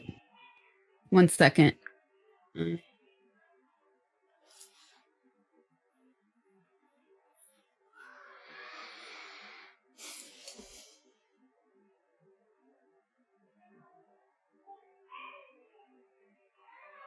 Okay, so the actual question was how long should breaks actually be, and how long should you work before taking them? So I mean, that's a little bit broad because that can mean like in a work day, or that could mean always, you know. So that depends on your Ayurvedic dosha. So this is the problem with questions that people ask. Like Western science is about, on average, what works for the most number of people. So when the FDA comes up with a 2,000 calorie a day recommendation, that's not going to work as well for the fast metabolism people versus the big bone people. So when should you take breaks? So what I'll literally do when I do like corporate consulting is we'll do Ayurvedic analyses of everyone's doshas. And then what we'll do is I'll tell them, like, if you're a Vata, you should take frequent short breaks. You should plan on working 4 2-hour blocks in the day. Start early, start at 6 a.m., try to finish like as early as possible. So like Vatas also come online fast and run out of stamina fast. So how often should you take breaks? You should take them frequently because you're prone to burnout. Like if you push yourself, you're going to pay for it the next day. So you need like preemptive breaks. If you're a Pitta, leaving tasks undone is going to be very infuriating. So you've got to like push through, like work, like Pittas are decent 9 to 5ers. And if you're Kapha, if you're like the earth element, like you probably need, you can go a longer time without a break, but then you probably need a long break when it's time for a break. So as a Vata, when I go on a 10-day vacation, I'm done relaxing on day 5. And I'm like, I'm going to do some work now. Yeah. Right? So like the Vata's like, but oh boy, like I need 3-day weekends every week. Because on day 4, I'm like, oh my God, I've worked so long. On Tuesday morning, it's like, oh, when is the weekend? You know? Yeah. And then by Sunday morning, if I like don't work on Friday, by Sunday morning, I'm like, let me get back to work. Like, let's go. You know? So frequent breaks that are shorter for Vatas. You know, medium length breaks at decent intervals, 9 to 5 evenings off. And then for Kaphas, like you can work 7 days, 10 days. Go for it, and then take like 4 days off. You know, it sort of depends. That's what I'd say. Yeah. And then a question that I have that kind of ties into all this is, I kind of started to mention it, but I feel like I'm really, like I go through these moments, like I said, where when I'm really disciplined with like, let's say it's a list, for example, and these are the things that need to be accomplished. These are the things that I just want to accomplish. When I'm really proactive at staying on top of that, and I can actually see like things being crossed out, done, it makes me feel good. So it motivates me to continue. And then something will happen, like a disruptor in life will happen. It is so hard for me to pick back up where I left off. So that disruptor is a separate conversation. So this goes to, okay, so let's just analyze that in 2 ways. The first is you got to be careful about the motivation of checking something off. Because when you check something off, what do you feel like doing? It depends, but usually like I want to keep going. So what's your problem? You need to learn how to restrain yourself. Because like, you're like, yeah, let's keep going. Let's go, baby. Yeah. And then you may run out of steam before you realize it. So I'd say really be careful. When you're done with your work for the day, Sasha, you have to learn how to restrain yourself and be done with the work for the day. Don't keep on adding on work. That's why your plate is so fucking full. Yes, it's restraint. I'm telling you. That. Your problem is like you're so motivated that you take on new projects and then you're overwhelmed. And then I'm like, or like then the next day I'm exhausted. And then it's hard for me to get the day started. So this is where you got to be careful because you say something throws me off. But the question is, what is the stat? Yeah. Hey, we have a meeting. Oh, shit. Sorry. We have a meeting. I thought it was at 4. Oh. Okay. I'll just finish this up and then apparently I have a meeting. Case in point. Okay. See, I didn't restrain myself. We were supposed to stop an hour ago. So I got excited. And so I have a crisis and deadline that comes and like restrains me. Perfect. This is great. This is great. Exactly. So I'll just illustrate this. Like, so I'd be careful about your motivation and what you tack on, because then you say when something throws you off, how is your reserve energy when that disruptor comes? Because if you were overly motivated yesterday, it's going to be easier to get thrown off. And then what happens is we look at the disruptor, but we look at the wave that knocked us off, but we don't look at the health of our boat. Yeah. So what you really need to focus on is having a steady boat, restraining yourself, and then you'll be more resilient against disruptions. That being said, disruptions are absolutely a thing. And sometimes you can have a great boat and you can still have, a tsunami and it's over. But anyway, does that make sense? Yes, definitely. Okay. Yeah. So restrain yourself. Do less, not more. Oof. And that goes, this I'll have to continue with chat too, but that I think goes back into time management. Speaking of which, my lack of it. I have to go now because I've done a bad job at time management. And so the way that I stay successful is by having crises. Okay, she's... Yeah, sorry, Sasha. You gotta, you're late. Okay. All right. Thank you. All right. Bye, you guys. Bye. This is great. And apparently I skipped lunch. Thank you, Dr. Kit. Oh, man. Okay. Okay. Bye. Yeah. Bye. Boy, that ended abruptly. Let's raid someone. Is I ping Tai Chi? We gotta go. Gotta go, chat. Gotta go. Let's go do some Tai Chi. Calm down. I gotta run, chat. Love you guys.